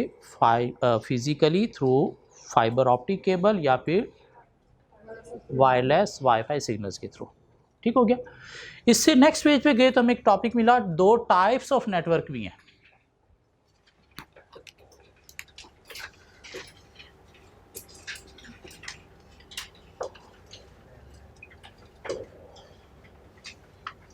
कंप्यूटर नेटवर्क की 2 टाइप्स भी हैं, लैन एंड वैन। Stands for local area network and wide area network. तो 5 पॉइंट्स में इनको डिफ्रेंशिएट किया गया है। पहला पॉइंट है जी, एरिया के लैन जो है वो छोटा एरिया कवर करता है। मीन एक ऑर्गेनाइजेशन के अंदर जो कंप्यूटर का नेटवर्क है उसे नाम दिया जाएगा लैन का। वैन वाइड एरिया कवर करता है। मीन एक ऑर्गेनाइजेशन से बाहर, इवन सिटी से, रीजन से, पूरी दुनिया में जो कंप्यूटर का नेटवर्क है उसे क्या नाम दिया जाएगा? वैन का। क्या ख्याल है? लैन छोटा एरिया, वायर का डिस्टेंस शॉर्ट होगा। वैन बड़ा नेटवर्क है, वायर का डिस्टेंस ज़्यादा होगा। और जब वायर का डिस्टेंस शॉर्ट होगा तो डाटा की स्पीड जो है वो फास्ट होगी और वैन में स्पीड क्या होगी? स्लो होगी। तो स्पीड की एक बात होगी। लैन छोटा नेटवर्क है तो एक पर्सन या एक ऑर्गेनाइजेशन ऑन करेगी। वैन पूरी दुनिया में नेटवर्क है तो क्या एक पर्सन? नहीं, मल्टीपल पर्सन या ऑर्गेनाइजेशन जो है वो ऑन करेंगी। तो बात आ गई किसकी? ऑनरशिप की भी। और उसके बाद छोटा नेटवर्क मैनेज करना इजी होगा। क्या कहता है? थोड़ी सी डिवाइसेस चाहिए, छोटी छोटी वायर चाहिए, कॉस्ट भी कम आएगी और मैनेज करने के लिए लोग भी कम आपको चाहिए। बड़ा नेटवर्क जितना बड़ा है उतना कॉम्प्लेक्स है तो मैनेज करना, मेंटेन करना थोड़ा डिफ़िकल्ट होगा। तो मेंटेनेंस कॉस्ट जो है, सेटअप कॉस्ट जो है वो लो होगी किस में? लैन में। और सेटअप मेंटेनेंस कॉस्ट जो है वो हायर होगी किस में? वैन। छोटा नेटवर्क है तो इसे कंट्रोल करना इजी है, मसले कम आएंगे। क्यों? इजीली कंट्रोल हो जाएगा, इजीली मॉनिटर हो जाएगा। बड़ा नेटवर्क पूरी दुनिया में फैला हुआ है, समटाइम वायर्स समंदरों में से भी आ रही हैं और रास्ते में समटाइम मछलियाँ काट लेती हैं। तो इसलिए जो एरर रेट है वो लैन में लो होगा, कम होगा, वैन में ज़्यादा होगा, जिसको नाम दिया गया है ट्रांसमिशन एरर रेट का। Transmission error rate mean data जो है वो ट्रांसमिट करने का जो रेट है, मीन मसले जो है वो कम होंगे लैन में। क्यों? इजीली कंट्रोल किया जा सकता है, छोटा नेटवर्क है। जबकि वैन पूरी दुनिया में नेटवर्क है, कहीं पे हो सकता है कंट्रोल अच्छे नहीं होंगे, या समुद्रों के अंदर हो सकता है कंट्रोल नहीं होंगे वायर्स के ऊपर, तो इसलिए ट्रांसमिशन एरर रेट उसमें क्या है? हायर है। मीन हैकिंग ज़्यादा हो सकती है वैन की, लैन की हैकिंग नहीं हो सकती। क्यों? पूरी दुनिया में तो हैकर कहीं से भी अफेक्ट कर सकते हैं। तो 5 पॉइंट में देखें डिफरेंस सामने आते हैं हमारे पास। Area, speed, ownership, maintenance cost और ट्रांसमिशन एरर रेट।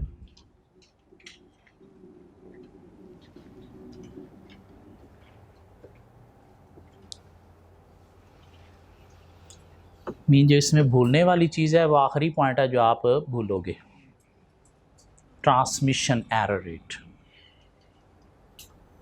पास में एग्जामिनर 2 से 3 दफ़ा टेस्ट कर चुके हैं।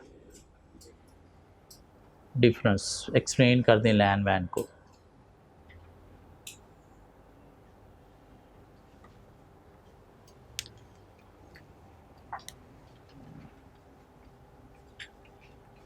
Thank you.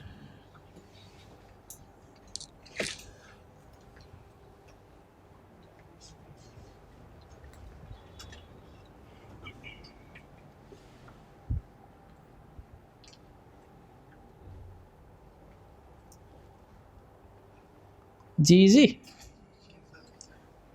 कंप्यूटर नेटवर्क को डिफाइन कर लिया, उसके यूजेस बता दिए, और हमने कंप्यूटर नेटवर्क की 2 टाइप्स लैन वैन को 5 पॉइंट में डिफ्रेंशिएट कर लिया। कंप्यूटर नेटवर्क के नीचे गए तो हमें एक टॉपिक मिला सिस्टम आर्किटेक्चर।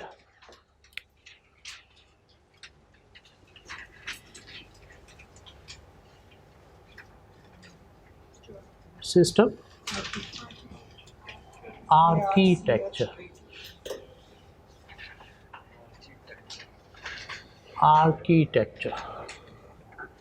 सिस्टम आर्किटेक्चर क्या है? The way computers are linked over the network. Mean एक नेटवर्क पे कंप्यूटर किस वे में लिंक किए गए हैं, कनेक्ट किए गए हैं, उसे क्या नाम दिया जाएगा? System architecture.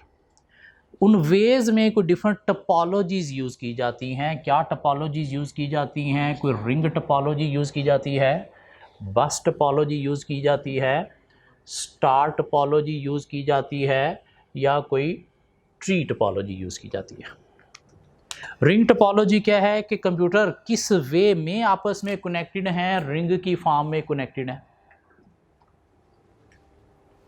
दिस मीन इसने इसके साथ कोई कम्युनिकेशन करनी है तो डायरेक्ट नहीं होगी, वाया दिस चैनल होगी या फिर वाया दिस चैनल होगी। बस टपोलॉजी क्या है कि एक ही वायर पे सारे कंप्यूटर आपस में कनेक्टेड हैं, इसने इसके साथ कम्युनिकेशन करनी है तो वाया दीज टू होगी। स्टार टपोलॉजी क्या है कि सारे कंप्यूटर आपस में स्टार फॉर्म में कनेक्टेड हैं, आपस में डायरेक्ट कम्युनिकेशन हो सकती है, किसी के थ्रू नहीं। इसने इसके साथ भी करनी तो यहाँ से यूँ हो जाएगी। ट्री टपोलॉजी क्या है कि कंप्यूटर ट्री फॉर्म में जो है वो कनेक्टेड है, तो आपस में डायरेक्ट कम्युनिकेशन भी हो सकती है, हाँ कुछ जगहों पे वाया अदर कम्युनिकेशन भी होगी।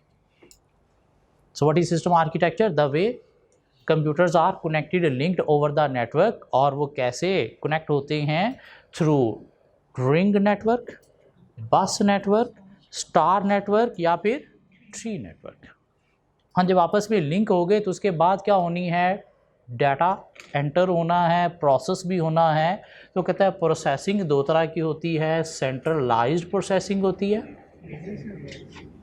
या फिर डिसेंट्रलाइज्ड प्रोसेसिंग होगी। सेंट्रलाइज्ड प्रोसेसिंग क्या है कि सपोज एक ऑर्गेनाइजेशन की 50 ब्रांचेज हैं, तो हर ब्रांच से सिस्टम में डाटा एंटर किया जा रहा है, सेल परचेज रिकॉर्ड की जा रही हैं, प्रोसेस कहाँ पे हो रहे हैं, लेजर कहाँ पे अपडेट हो रहे हैं, हेड ऑफिस में, मेन कंप्यूटर में। डिसेंट्रलाइज क्या, हर ब्रांच के पास अपना अपना सिस्टम पड़ा है, जो भी ट्रांजैक्शन हो रही है अपनी ब्रांच लेवल पे ही प्रोसेसिंग हो रही है। सफायर की बात करें तो वहाँ पे होती है सेंट्रलाइज्ड प्रोसेसिंग। हर ब्रांच से जो भी सिस्टम में डाटा एंटर होगा वो हेड ऑफिस में, मेन कंप्यूटर में जाके प्रोसेस होगा। इसलिए कभी उनसे आप पूछो ना ये साइज़ कहाँ पे पड़ा है या ये इन्वेंट्री पड़ी हुई है या नहीं पड़ी, तो सेंट्रलाइज सिस्टम के थ्रू चेक करके आपको बता देंगे कि ये साइज़ पड़ा है या नहीं पड़ा, और सिस्टम से ये भी पता चल जाएगा कि कहाँ पे पड़ा है, इसकी लोकेशन क्या है। सर्विस यूज़ की बात करें तो वो चलते हैं डिसेंट्रलाइज पे। हर ब्रांच अपनी अपनी प्रोसेसिंग कर रहा है। कभी उनसे पूछो ना ये साइज़ पड़ा है आपके पास, तो सिस्टम से नहीं बता सकते पड़ा या नहीं पड़ा, हम कॉल करते हैं फलां ब्रांच में, वहाँ से पता कर देते हैं पड़ा या नहीं पड़ा। इन आपको सिस्टम से चेक करके नहीं बता सकते, उन्हें कॉल करना पड़ती है। क्यों कॉल करना पड़ती है? क्योंकि सेंट्रलाइज प्रोसेसिंग नहीं हो रही, सेंट्रलाइज्ड हो रही होती तो सिस्टम से चेक करके बताया जा सकता है कि ये साइज़ कहाँ पे पड़ा है। हाँ, सफ़ायर की बात करें तो सिस्टम से चेक करते हैं हाँ ये इन्वेंट्री पड़ी है नहीं पड़ी। क्यों? एक ही जगह पे सारी प्रोसेसिंग हो रही है तो पता चल जाता है ये इन्वेंट्री पड़ी है नहीं पड़ी, और साथ लोकेशन भी आ रही होती है कहाँ पे पड़ी है। तो सेंट्रलाइज प्रोसेसिंग क्या है? जहाँ पे सारे user as a input output तो यूज़ कर रहे हैं, लेकिन प्रोसेसिंग एक मेन सेंट्रल कंप्यूटर में हो रही है। लेकिन इसका मसला है कि अगर सेंट्रल कंप्यूटर जो है वो बंद है तो उस वजह से पूरा का पूरा सिस्टम ही क्या होगा, क्रैश, वर्क नहीं करेगा, प्रोसेसिंग नहीं होगी। तो डिसेंट्रलाइजेशन का फ़ायदा है कि अगर एक कंप्यूटर ख़राब भी है तो बाकी अपने अपने लेवल पे चल रहे हैं। ये पढ़ के देखें सिस्टम आर्किटेक्चर की डेफिनेशन 2 लाइनों की, और नीचे सेंट्रलाइज प्रोसेसिंग, डिसेंट्रलाइज प्रोसेसिंग, और आगे सिस्टम आर्किटेक्चर की डिफरेंट एग्जांपल्स। रिंग नेटवर्क है, बस नेटवर्क है, स्टार नेटवर्क है, या फिर ट्री नेटवर्क है।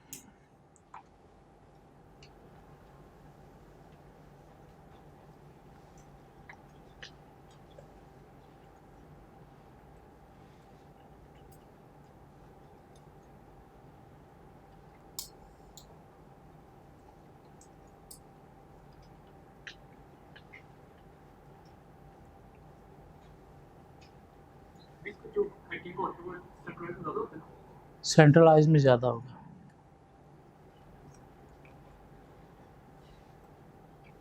इन पूरा का पूरा सिस्टम ही गया, सब अफेक्ट हो गए।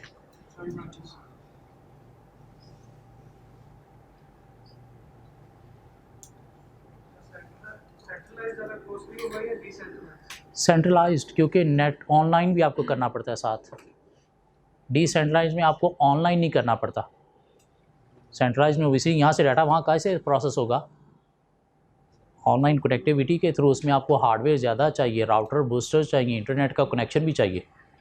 डिसेंट्रलाइज में इंटरनेट का कनेक्शन आपको नहीं चाहिए।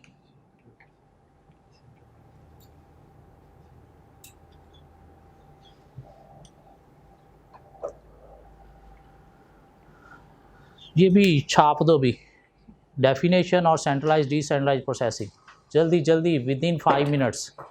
एक और बूटी मिली है आपको अगले पेपर में, जैसे पिछले पेपर में आपने 5 नंबर अटैम्प्ट किए थे, यहाँ पे भी करने हैं।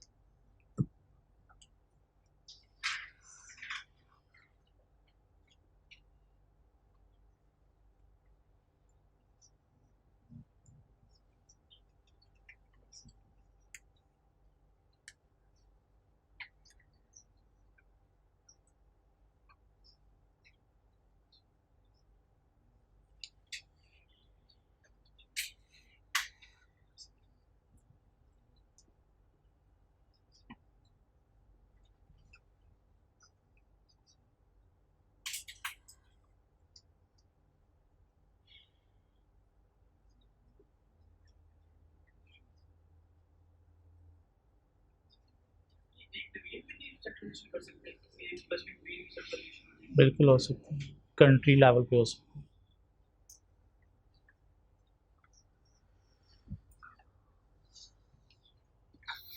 Network telecommunication infrastructure for sharing data information or talking with each other। कोई 7 यूजेस हैं उसके, 2 टाइप्स हैं लैन वैन जिनके 5 डिफरेंसेस हैं। और system architecture the way computers या components of computer like devices connected over the network either through ring है, bus है, स्टार है या ट्री है, और 2 प्रोसेसिंग है सेंट्रलाइज्ड डिसेंट्रलाइज्ड। इसके नीचे गए तो एक टॉपिक हमें मिला client server computing. Client server, client कौन है? एक नेटवर्क पे जितने भी कंप्यूटर हैं जो आपस में डाटा इंफॉर्मेशन शेयर कर रहे हैं उन्हें नाम दिया जाएगा क्लाइंट्स का। All the computers over the network who are sharing data information with each other are called clients. इनके बीच में एक मेन कंप्यूटर, एक मेन सिस्टम होता है जो सारे क्लाइंट के बीच में डाटा की शेयरिंग को मैनेज कर रहा है, उसे नाम दिया जाता है server. Is the main computer और main machine, main system who is controlling sharing of data information between clients. So जितने भी कंप्यूटर है नेटवर्क में वो सारे क्या हैं? क्लाइंट्स। उनके बीच में जो मेन कंप्यूटर है जो डाटा इंफॉर्मेशन की शेयरिंग को मैनेज कर रहा है वो क्या है? सर्वर। सर्वर की डिफरेंट टाइप्स हैं। ईमेल सर्वर हो सकता है, फाइल सर्वर हो सकता है, नेटवर्क सर्वर हो सकता है, प्रिंट सर्वर हो सकता है या फैक्स सर्वर हो सकता है। ईमेल सर्वर क्या है? एक वो सिस्टम जो क्लाइंट्स के बीच में ईमेल की सेंडिंग और रिसीविंग को मैनेज कर रहा है। क्यों? अगर सर्वर नहीं होगा तो दोनों यूज़र ने एक दूसरे को ईमेल सेंड की तो ईमेल तो रास्ते में टकरा जाएंगे। इसे हम जो ईमेल सेंड करेंगे वो जाएंगी कहाँ पे? सर्वर के पास। सर्वर आगे देखेगा मैंने किसकी ईमेल किसको कब ट्रांसफ़र करनी है। ये जो जीमेल हैं, याहू हैं, हॉटमेल हैं, ये क्या हैं? ईमेल सर्वर हैं जो क्या कर रहे हैं? मैनेज कर रहे हैं sending end receiving of email between clients. Clients कौन है? हम, अकाउंट्स होल्डर। क्या कहला? तो क्लाइंट कौन है? एक नेटवर्क पे जितने भी यूज़र, जितने भी कंप्यूटर हैं जो आपस में डाटा इन्फॉर्मेशन शेयर कर रहे हैं, आपस में टॉक कर रहे हैं, वो सारे क्लाइंट्स हैं। सर्वर कौन है? उनके बीच में एक मेन मशीन, मेन कंप्यूटर या मेन सिस्टम जो क्या कर रहा है? कंट्रोल कर रहा है किस चीज़ को? Sharing of data information between clients को। तो ईमेल सर्वर का काम क्या है? सेंडिंग और रिसीविंग ईमेल बिटवीन क्लाइंट्स को मैनेज करना। जिसमें हम कोई भी ईमेल किसी को सेंड करते हैं तो जाती है पहले ईमेल सर्वर के पास। अकाउंट से हम वो ईमेल रिट्रीव करते हैं, देखते हैं तो कहाँ से हमें मिल रही होती है? ईमेल सर्वर से। ठीक होगी? दिस मीन ईमेल सर्वर हमारी ईमेल्स को देख रहा है। इस तरह से फाइल सर्वर है। सपोज एक ऑर्गेनाइजेशन के अंदर कोई 20 डिफरेंट एम्प्लॉयज़ हैं। एक एम्प्लॉय दूसरे एम्प्लॉय के कंप्यूटर में कोई फाइल पड़ी है तो उसे एक्सेस कर सकता है अगर इनकी आपस में नेटवर्किंग हुई हुई है, और उस एम्प्लॉय ने अपने कंप्यूटर में उस फाइल के ऊपर राइट क्लिक करके उसे शेयर किया हुआ है। हाँ, शेयर किया हुआ है तो ये कंप्यूटर उस फाइल को एक्सेस कर सकता है। अगर शेयर नहीं किया हुआ तो ये उसकी फाइल को एक्सेस नहीं कर सकता। अब जब वो फाइल को शेयर करता है तो फाइल चली जाती है किसके पास? फाइल सर्वर के पास। इसका काम फिर क्या हुआ? मैनेज करना shared file over the network को। मीन एक यूज़र ने किसी दूसरे यूज़र के कंप्यूटर की फाइल को जो है वो एक्सेस करना है तो कैसे एक्सेस करेगा? फाइल सर्वर के थ्रू। क्यों? उसने जब उसे शेयर किया तो किसके पास चली गई? फाइल सर्वर के पास। हाँ, अगर उसने कोई फाइल शेयर नहीं की हुई जिसमें फाइल सर्वर के पास नहीं है तो ये यूज़र उस फाइल को नहीं एक्सेस कर सकता। सिर्फ वही फाइलों को एक्सेस करेगा नेटवर्क में जो शेयर्ड हैं। सो ईमेल सर्वर का काम क्या है? मैनेज करना sending receiving of email over the network between clients. File server का काम क्या है? मैनेज करना shared files over the network between clients को। इस तरह से एक नेटवर्क सर्वर है। नेटवर्क सर्वर का काम क्या है कि क्लाइंट्स के बीच में जो मैसेज की मूवमेंट हो रही है, ट्रांसफरेंस हो रही है या राउटिंग हो रही है, उसे मैनेज करना। लाइक व्हाट्सएप की बात करें तो ये एक नेटवर्क सर्वर है। हम कौन है? क्लाइंट। हम किसी को भी कोई मैसेज सेंड करते हैं तो वो नेटवर्क सर्वर मीन व्हाट्सएप के थ्रू आगे जाता है। जिस हम किसी को भी मैसेज सेंड करेंगे तो पहले जाएगा किसके पास? नेटवर्क सर्वर के पास, जिस मीन हमारे मैसेज सर्वर देख रहा है। हम व्हाट्सएप करते हैं किसी को कोई भी वीडियो, पिक्चर, वॉइस नोट या लिख के, वो पहले किसके पास जाएगा? सर्वर के पास। उस सर्वर से कोई दूसरा भी आपका मैसेज ले सकता है। इंटेलिजेंस एजेंसीज अलाउ है ये। व्हाट्सएप में प्राइवेसी नहीं है, सिक्योरिटी नहीं है। आपके मैसेजेस इंटेलिजेंस एजेंसीज व्हाट्सएप से ले सकती हैं। पहले प्राइवेसी होती थी लेकिन अब नहीं है, इसलिए अब ज़्यादातर लोग मूव हो रहे हैं टुवर्ड्स टेलीग्राम। क्यों? उसमें प्राइवेसी है, वो सिक्योर है। क्यों? उनका इंटेलिजेंस एजेंसी के साथ कोई कॉन्ट्रैक्ट ऐसा नहीं हुआ, अभी तक नहीं हुआ। फ्यूचर में शायद हो जाए जब सारी दुनिया उस पर आ जाए, लेकिन अभी तक नहीं हुआ। इसलिए लोग प्राइवेसी के पॉइंट ऑफ व्यू से टेलीग्राम को ज़्यादा प्रेफर कर रहे हैं, स्पेशली जो गवर्नमेंट ऑफिसर जितने भी हैं। इसलिए मैसेज सेंड करते वक्त थोड़ा ख्याल किया करो। क्यों? पहले सर्वर के पास जाएगा, वो सर्वर देख रहा है आप क्या किसी को सेंड कर रहे हो। हाँ, जो भी व्हाट्सएप है। क्या चीज़? जरूरत में लेते हैं ना, हर डाटा को नहीं देखते। सो ईमेल सर्वर का काम क्या है? सेंडिंग रिसीविंग ईमेल को मैनेज करना बिटवीन क्लाइंट्स। फाइल सर्वर का शेयर्ड फाइल को मैनेज करना between clients over the network. और नेटवर्क सर्वर का काम क्या है? Routing of messages between client को मैनेज करना। राउटिंग का मतलब क्या है? मूवमेंट या sharing of messages between client को मैनेज करना। उस तरह से एक प्रिंट सर्वर है। एक ऑर्गेनाइजेशन के अंदर नेटवर्किंग हुई है, एक ही प्रिंटर 20 कंप्यूटर यूज़ कर रहे हैं। तो अगर 20 के 20 कंप्यूटर ने प्रिंट की कमांड दे दी, प्रिंटर तो बेचारा पागल हो जाएगा।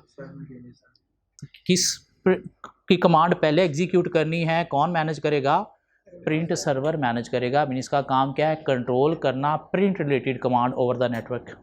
उस तरह से फैक्स मशीन को भी अगर कोई 20 डिफरेंट कंप्यूटर यूज़ कर रहे हैं तो फैक्स की कमांड को कौन मैनेज करेगा? Fax server. So all the computers over the network who are sharing data information with each other, वो क्या है? Clients. Server is the main machine, main computer, main system who is controlling data information sharing between clients. Email server email की sending receiving को manage करेगा। File server shared files को manage करेगा। Network server routing of message को manage करेगा। Print server print related command को manage करेगा। और fax server fax related commands को मैनेज करेगा। आइए पढ़ते हैं क्या है ये। पास में एग्जामिनर कोई 1-2 दफ़ा 4-4, 5-5, 6-6 नंबर के लिए टेस्ट भी कर चुके हैं कि क्लाइंट सर्वर कंप्यूटिंग क्या है, ईमेल सर्वर, नेटवर्क सर्वर और फाइल सर्वर को एक्सप्लेन कर दें। सो client server computing it describe one level of interaction found between computer in system architecture.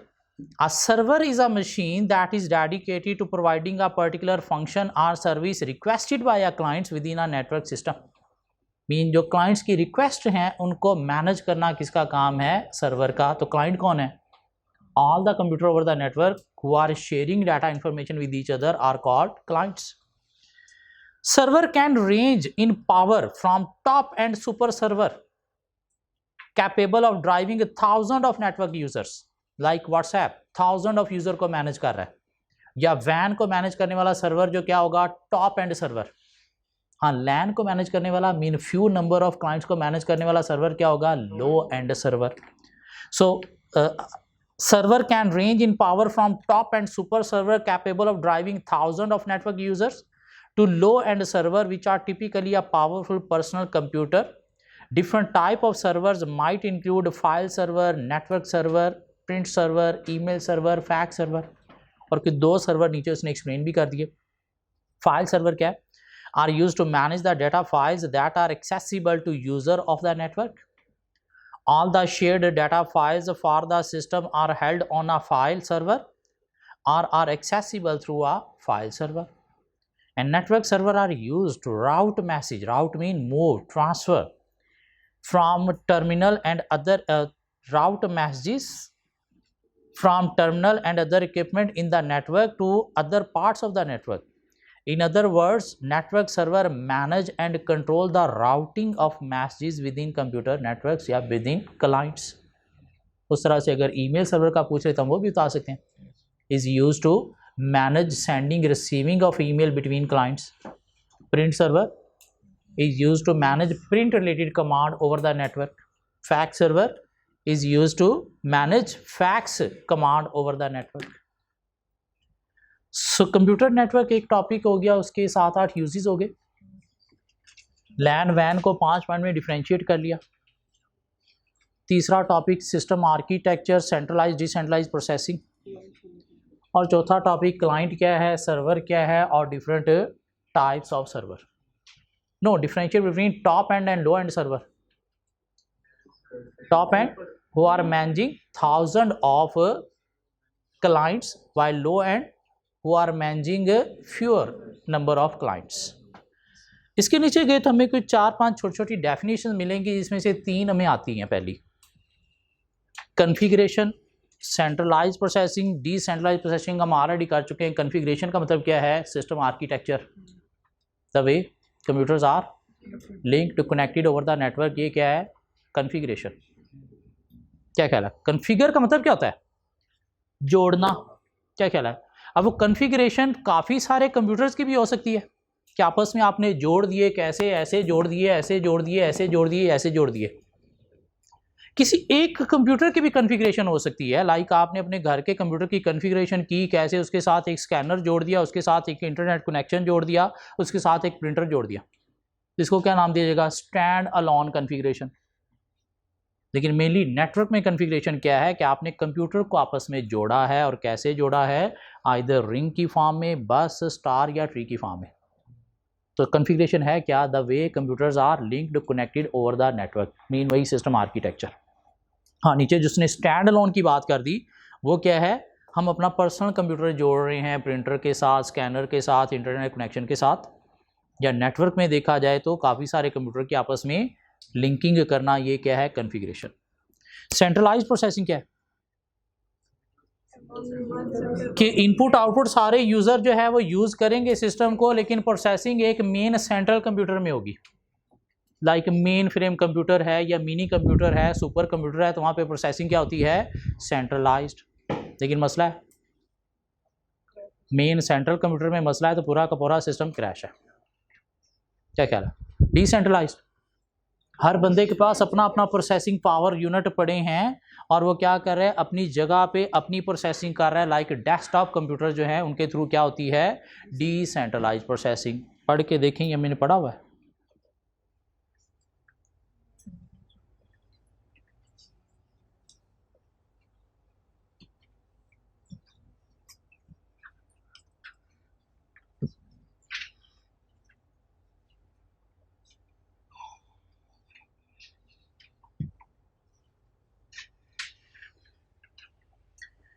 उसके नीचे 2 हमें डेफिनेशन मिलेंगी छोटी छोटी. एक है multi user operating system,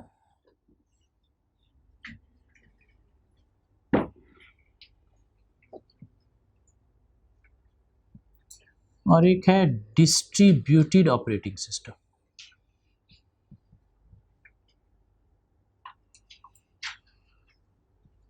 multi user operating system क्या है, सेंट्रलाइज्ड प्रोसेसिंग. डिस्ट्रीब्यूटेड में क्या होती है, डिसेंट्रलाइज्ड प्रोसेसिंग. देखिए सिर्फ इतनी बात नहीं, बातें और भी हैं.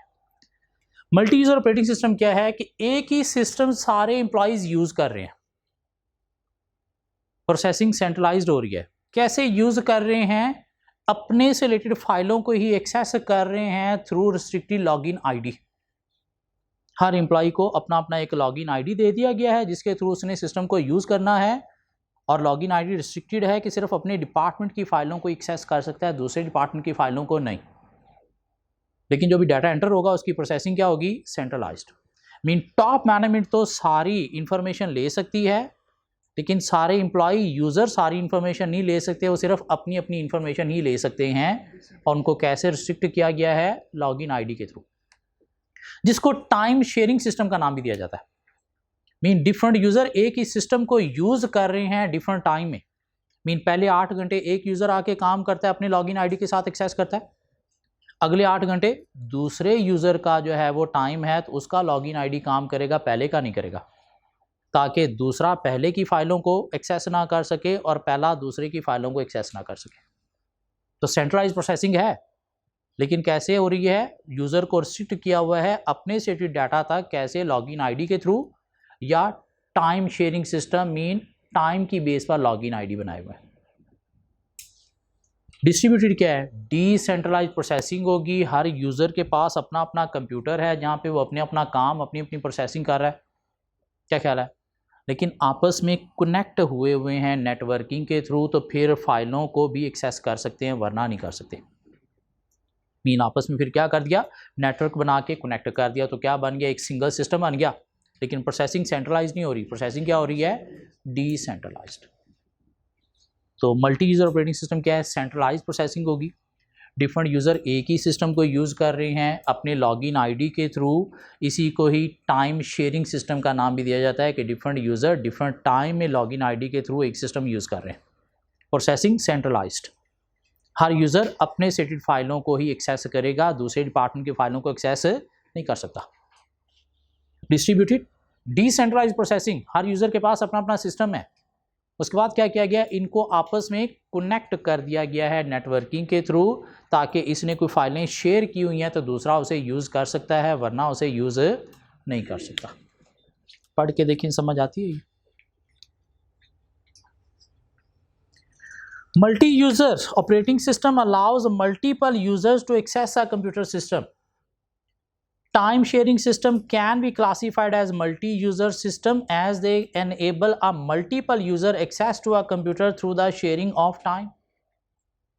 And distributed operating system manage a group of independent computers and makes them appear to be a single computer. कैसे? आपस में नेटवर्किंग के थ्रू लिंक करके, और सिंगल कंप्यूटर बन गया तो सारी फाइलें नहीं आप दूसरों की यूज़ कर सकते, जो उसने शेयर की हुई हैं सिर्फ वही यूज़ कर सकते हो। सो क्या लर्न किया आपने? कंप्यूटर नेटवर्क की डेफिनेशन और उसके यूजेस एक दफ़ा लर्न करके लिख लिए। उसके बाद हमने लैन वैन के 5 डिफरेंसेस लर्न करके लिखने हैं। फिर सिस्टम आर्किटेक्चर की डेफिनेशन, सेंट्रलाइज डिसेंट्रलाइज प्रोसेसिंग को लिख लिया। फिर हमने जाना है क्लाइंट सर्वर क्या है, सर्वर की डिफरेंट टाइप्स लिख लेनी है। उसने बेशक बुक में 2 लिखी है, आपने 5 लिखनी है। और उसके बाद हम चले गए कॉन्फ़िगरेशन, सेंट्रलाइज प्रोसेसिंग, डिसेंट्रलाइज्ड, और फिर ये लास्ट वाली 2 डेफिनेशन लर्न करके लिखनी। अगर आप ये कहो कि मैं ये 1.5 पेज सारा ही एक दफ़ा लर्न करके लिखूं, तो ये इतिहास आप नहीं कर पाओगे। ठीक हो गया? आपको क्या करना है? छोटे छोटे पार्ट्स में डिवाइड करके करोगे तो इजीली लर्न हो जाएगा और चीज़ें भूलेंगी भी नहीं, मिक्सअप भी नहीं होंगी।